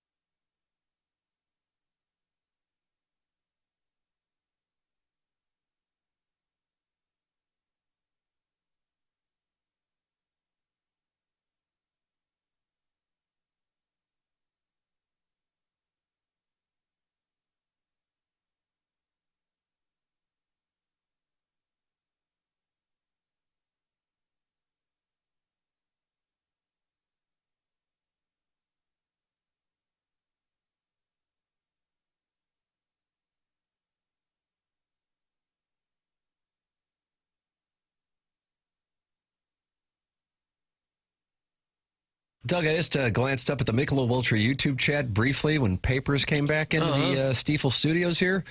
And Lisa Lips 2019 wants to know if the gently used bidet is still for sale. Who's going on in there? She's new. Lisa Lips 2019? I don't remember hearing that name It's before. a guy. It's a fellow. Come on, a little overweight. Bit of a boiler. But wants a gently used bidet. Who's selling it? Have you used one before? Yes. I don't mind it. Yeah. No, there's nothing to dislike. Cleans your underpinnings. Would you get a used one, or would you go new? No. What if it's gently used, like what Lisa Lips is No. asking? Can you lease those, or do you have to buy? I think you buy.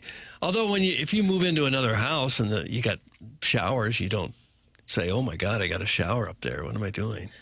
I mean, you keep the same faucets and everything, right? You know how to put in a garbage disposal? I've done that. What are you doing today? I didn't say I was good at that, but I've done it. It's basically screw it on and screw it off. That's what my afternoon's looking like. Okay, you'll get Shut up, ravioli head. Go to YouTube and ask how you do it. And YouTube they'll University? Yeah, they'll show you how to do it. I like people to not count on me. It's not an impossible thing to do for the beginner do-it-yourselfer. You're a gentleman who enjoys a dry rub once in a while? Well, I assume you have some tools for this. I went to Seckman. So that doesn't work the same as Slough High. Okay. Tool belt for daddy. Yep. Yeah, you won't need a tool belt, just a couple of tools. Doug, what percentage of TMA listeners have had a threesome? Thanks. That's from Packer Dave. Jackson has the numbers there. I guess we get those from Nielsen. Jackson, what percentage of TMA listeners have had a threesome? I just refreshed on that data point that we've had for a while now. 3.8%. Oh, baloney. That's way high. It's, the data doesn't lie. I actually think it's low. Yeah, men lie, women lie, numbers don't. Nobody said it was quality, but people talk about it, but does it really happen? Well, this was. Hey, watch this. Don't talk about it. Be about it. Eh? That report doesn't discriminate between the more popular MMF or the less popular MFF. So it's just total threesomes. It's just three friends getting together and saying, "How are you?" And how many listeners you think we have on any given day? According to my dad, we have 6 billion. 6 billion listeners? Yeah. And you're telling me 3.8% of those? Mm-hmm. It's pretty good. So it's in the hundreds of millions? That's right. Of threesomes. But that's the thing is, it's like a domino effect. Like, if you have that many people who've had it, that means those partners then also have it. You know what I'm saying? So, like, it's not just one person. I follow what you're saying. Because whether or not it's being communicated effectively. What I'm saying is, you're saying listeners. How do you know that the other two are listening? Right. That's what I'm saying is 2 of the 3 at least usually are also listeners. So it's like, oh my God, we just tripled our numbers only on like 3 threesomes. I guess if you say we have 6 billion listeners, that would be most of the planet. Right. What do you think the oldest cumulative age of a threesome would be? Oh. You think it's over 200? And it took place at the Villages? Yes, over Probably 200. over 200. And at the Villages? Less than 300, but over 200. I would hope it was less than 300. 300. Kind of getting close to kink shaming there, too. 250, I don't even think. But in between 200 and 225. Yeah, you could be 3 people in their late 60s. Right. A nice vintage. Nice vintage. I needed a title. Nice vintage is the title of this hour. Mm-hmm. They'll be so handsomely rewarded when they find out what the context of it was. If we're counting MMMs, the total is 43%. That's from Mrs. Janny It counts Shanahan. all of it. 43%. All of these numbers are crunched. Yep. Yeah, Jackson has the data. We're working on skewing that to then the subcategories, the MFF, the MMM, FFF. So we're working on that. That data will come to you soon. Yep. So with that many people, surely some of them have had their MMM and then tried to get out of the house so quickly that something went wrong with the garage door. And then they would have to call Schaefer Door. So they're calling Schaefer for an escape route? Yes, that's exactly right. And you know who's there to help you? Jason Gostrow and his team. I agree with that. It's in the It copy. comes up all the time with him. That's why they have the special Monday morning standby service, because a lot of these things are happening on Sunday night. And so And so Schaefer Door will get out there to help you out of your MMM debacle. Yeah, 60 minutes and some group sex. Cut that off. And it's another working doesn't title for the matter hour what show. kind of door you have, Schaefer Door can fix it. So don't worry about your next MMM escape route. Because Schaefer Door is well experienced in helping you out. And if you run a small business with a warehouse, big, tall doors, and that's where these things are going on, Schaefer Door is experienced in those types of jobs as well. They service all kinds of garage doors. They do new installs with LiftMaster. You just get a LiftMaster garage door, you're probably not going to have many problems. They're strong, quiet, and they are versatile. The business has many family members that have worked there for many years, big enough to get any kind of job done, small enough to talk with a real person when you have a problem. And you know what? Their service techs are not commission-based. Which is especially important in this context. In this context especially. That's why I'm laughing when I shouldn't be. The website is SchaeferDoor.com. That's Schaefer with only one F. Spell it with me, please. SCHAEFER, SchaeferDoor.com. Or you could call or text. I'll give you the number. You'll never remember it. 636-782-3608. You will remember the website, SchaeferDoor.com. And if you have them out, you will remember that they do fantastic work. Schaefer Door is a LiftMaster partner. There it is, Schaefer Door, and I don't think it's going to have to be a make good. I think you landed the plane. Oh, I think let's hope. The program's called TMA. It's presented by Brown and Crouppen on 101 ESPN.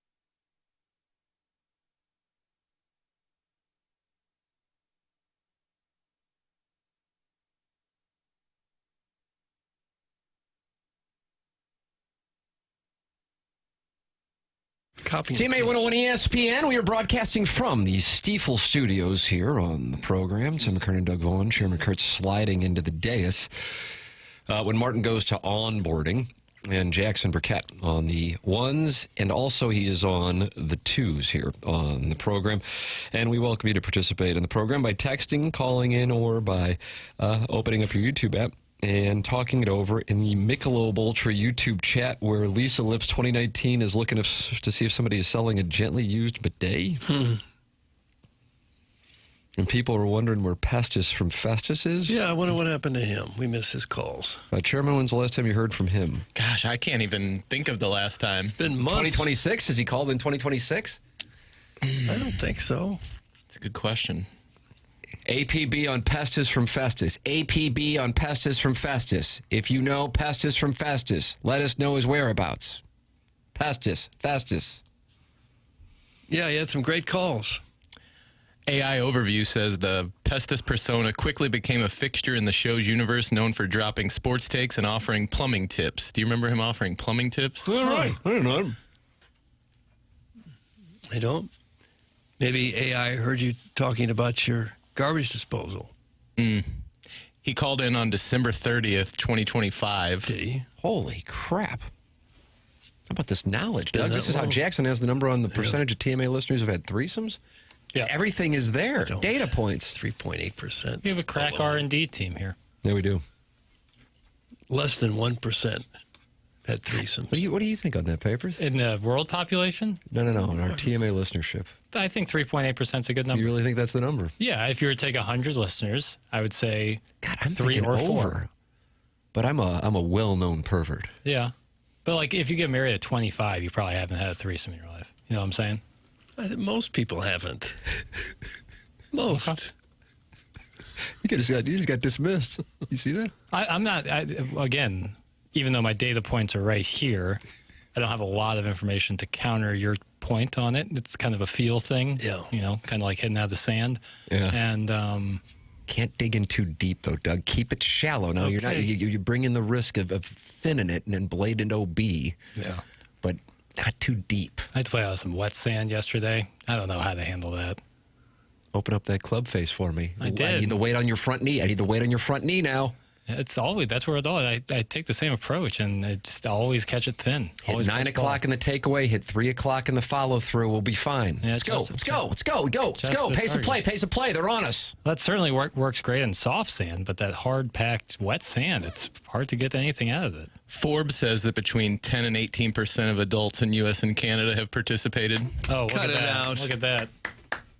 So that means our audience is actually 30% less? Right. But 18% of men, only 10% of women. So since we have a bunch of women, it's probably closer to 10. That's don't correct. have any. That's That actually certainly leads Chairman Kurtz doing the right math here. Lends to Prod Joe's theory that the MMF is more popular. That's correct. And he brought that up with Heath Schuler. Think about Heath Schuler? What did Heath Schuler have to do with it? It was something about Heath Schuler and T. Martin. T. Martin, of course, led Tennessee to the national championship. Doug, many of you think it's probably Peyton Manning, but it wasn't. It was Tom Maurice. Okay. DBA T. Martin. All right. Yeah, I'd forgotten. Following year, 98 volunteers. Peyton Manning, 97 volunteers. And they only won the national championship because Clint Sterner fumbled. Is that right? I don't remember that. Got your show prep, man. Guys, I'm 26, recently married, no threesome, nor have I coughed to try to get one going. Sorry to disappoint you, Tim. That's from Marsh's Burner. And is Marsh's Burner in Storrs, Connecticut, or is it Marsh's Collage Program? I can't keep them straight. I can't remember. And did he say he coughed to try to get one going? Is that what? That was Jackson's move. Right there.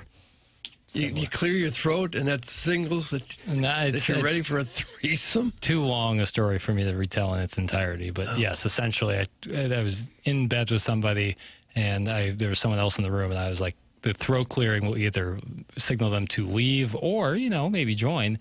But either way, I was going to get home. Oh. How about this guy over here? Did you hear that knock on the door? May I join you? Is that what you had? That would be a much more direct. Okay. When the sand is wet, Jackson, you actually want to open the face less and try to hit the shot more like a regular chip. Thanks, Caddyshack hack. All right. I'll ask Stan the caddy on Monday. Yeah. See what he thinks. Doug, you're going to shoot 105. He's already told you. This guy knows the golf course. He knows your game. I would take it and then not play. Papers, what number you want? If I break 90, I'd be thrilled. Okay. I don't know about this rough condition. Sweet Kai says penal as all get out. Is that right? It says penal as all get out. But if there is one thing about my game that I have somewhat confidence about, it's off the tee. So you're a fairway finder. Yeah, I know it doesn't go long, but I feel pretty confident with the driver in my hand. So, but the green's rolling really fast. Could be a real issue. Short game has been abysmal recently. Putting has improved, but we'll see. Break 90, I'm happy. All right. Doug, okay. You got to break 105 from Stan. I don't think I can do it. Swing Thoughts by Bob Rotella. Yeah, okay. First chapter. I don't think I can do it. Just trying to be honest. Mr. Tim, what is the age that you'd be confident you could shoot the age as your golf score? That's from Steven time. But then you'd be like in your 70s trying to shoot 72, Like right now. Yeah, I know. It's in your game. It's a different ball game. Right. But is he moving up to the forward tees at that age? Yeah. I wish more guys would be comfortable doing that. There's plenty of guys I see. Great. In 3 months, you comfortable going up against me from the white tees? Hell nah. That's where I'm going. Yeah. But I wish guys, there's such a pride thing about it. And it's like, you're just playing you're making the game so much harder and way less fun when you're teeing up, when you're hitting your drives like 200 yards and you're teeing up from, way far back. I just hate it for guys. Check your pride at the door, man. Put that off. Huh. Well, some of them feel like you're teeing off at the ladies' tees, and that's what guys say. But they've changed the nomenclature on that. It's the forward tees and the back tees. Still the ladies' tees. Okay, but we're trying to speed the game up and make it more fun for everybody. Who cares if you're teeing? You're teeing up where you're supposed to be teeing up from. I didn't say I cared. Some guys care. Whether it's the ladies' tee, you call it what you want. It's where you're supposed to be hitting from. What about the Cardinals? That's from Gavin Gibbs. He's in the Michelob Ultra YouTube chat. Doug, they will take on the... He just screamed that? Yeah, I was in caps. Okay. I interpret caps as a scream. Is that in? I think incorrect? That's fair. Yeah. Okay. Yeah. Is Gavin Gibbs active today? I've seen him in there a little bit. He didn't strike me as a ne'er-do-well. Doug, the Cardinals take on the Diamondbacks. Yeah. Mike McGreevy needs a win. He gets a win, he'll be on the program tomorrow. I see this stat as we think about, can they catch the Brewers or not? Run differential, the Brewers are a plus 123. The Cardinals are a -1. So the Brewers have been 124 runs better than the Cardinals this year. I asked Doug this during one of the breaks. What do you think the worst run differential is to ever make the MLB playoffs? Ooh, I have to tell you, it has to be recent. Now, that might be a flawed statement, but that's where I am just because they've watered it down so much. Do you want me to answer that question? Sure, yeah. Yes, within the last 5 years. Now, what's that noise? That's a little gerbil trying to escape from its tube. It's got to be like an AL Central team. No. Damn. Hey, all right, now we're down to 25 teams to work with. Cardinals haven't really done a lot of playoffing. Yeah. Maybe it was the 21 team. 2023 Marlins. Okay. Doug, we could have stayed here until 7 p.m. I had to break into programming and give Doug the answer. He wasn't going to get home. -57. Jeez. It's quite a system. And since we're on the subject of run differential, I noticed the LA Dodgers have scored more runs than any team in baseball and given up the fewest number of runs of any team in baseball. What's it? The Dodgers. Yeah. So you say they're smoking. Scored the most and allowed the fewest. And are like have 75% of their roster healthy, if that. Yeah. And the run differential is plus 144. They just have guys you can go, they're still on the team and they're coming back. I mean, they're doing NBA load management there. Yeah. And the Hall of Famer retires, they just go out and buy another one the next year. They go out and get Tucker. He's been a bucket of crap. Sans bucket. For $60 million a year. What they lack is the best fans in baseball. How about that? Maybe that changes your mind. They've got the most fans in baseball. Yeah, but they're not the best. Not the best. We'll take a break, come back with the winner of the Design Air Heating and Cooling email today. It's TMA 101 ESPN.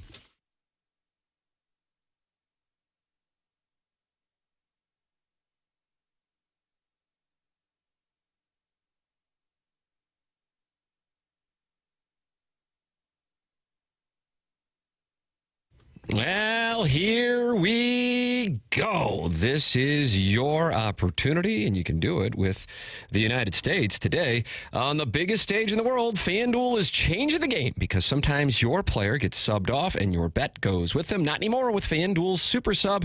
If your player is subbed out, your bet stays in. That's right. If your player leaves the match, your bet continues on with the substitute. So you're still in it until the final whistle. Visit FanDuel.com/local to get started now. And here is Jackson Burkett, expert soccer analyst, with a play for you today. Japan and Sweden play tonight at 6 p.m. You're going to go to team props on FanDuel. It's going to say both teams to score. You have a yes or a no option. You're going to click yes at -128. Get that 30% profit boost on FanDuel. Boom. Japan, Sweden, both teams to score. Both teams scoring. Yep, there it is. Jackson's been on a heater with these plays. Visit FanDuel.com/local to get started now. Let there be goals this summer on FanDuel. Must be 21 and older and present in Missouri. Gambling problem, call 1-800-GAMBLER.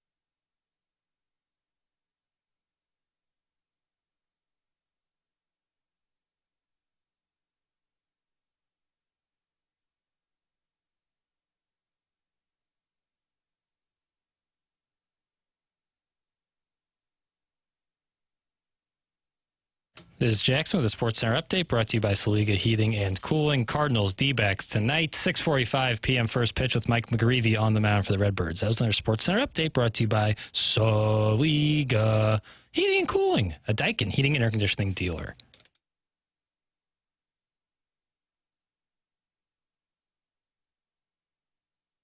It's TMA 101 ESPN. Jackson's got the winner of the Design Air Heating and Cooling email today. Who is it? Kevin Miller. Oh, wow. Really? I didn't know he wrote in. He'll be writing the LeBaron when he comes or whatever it was.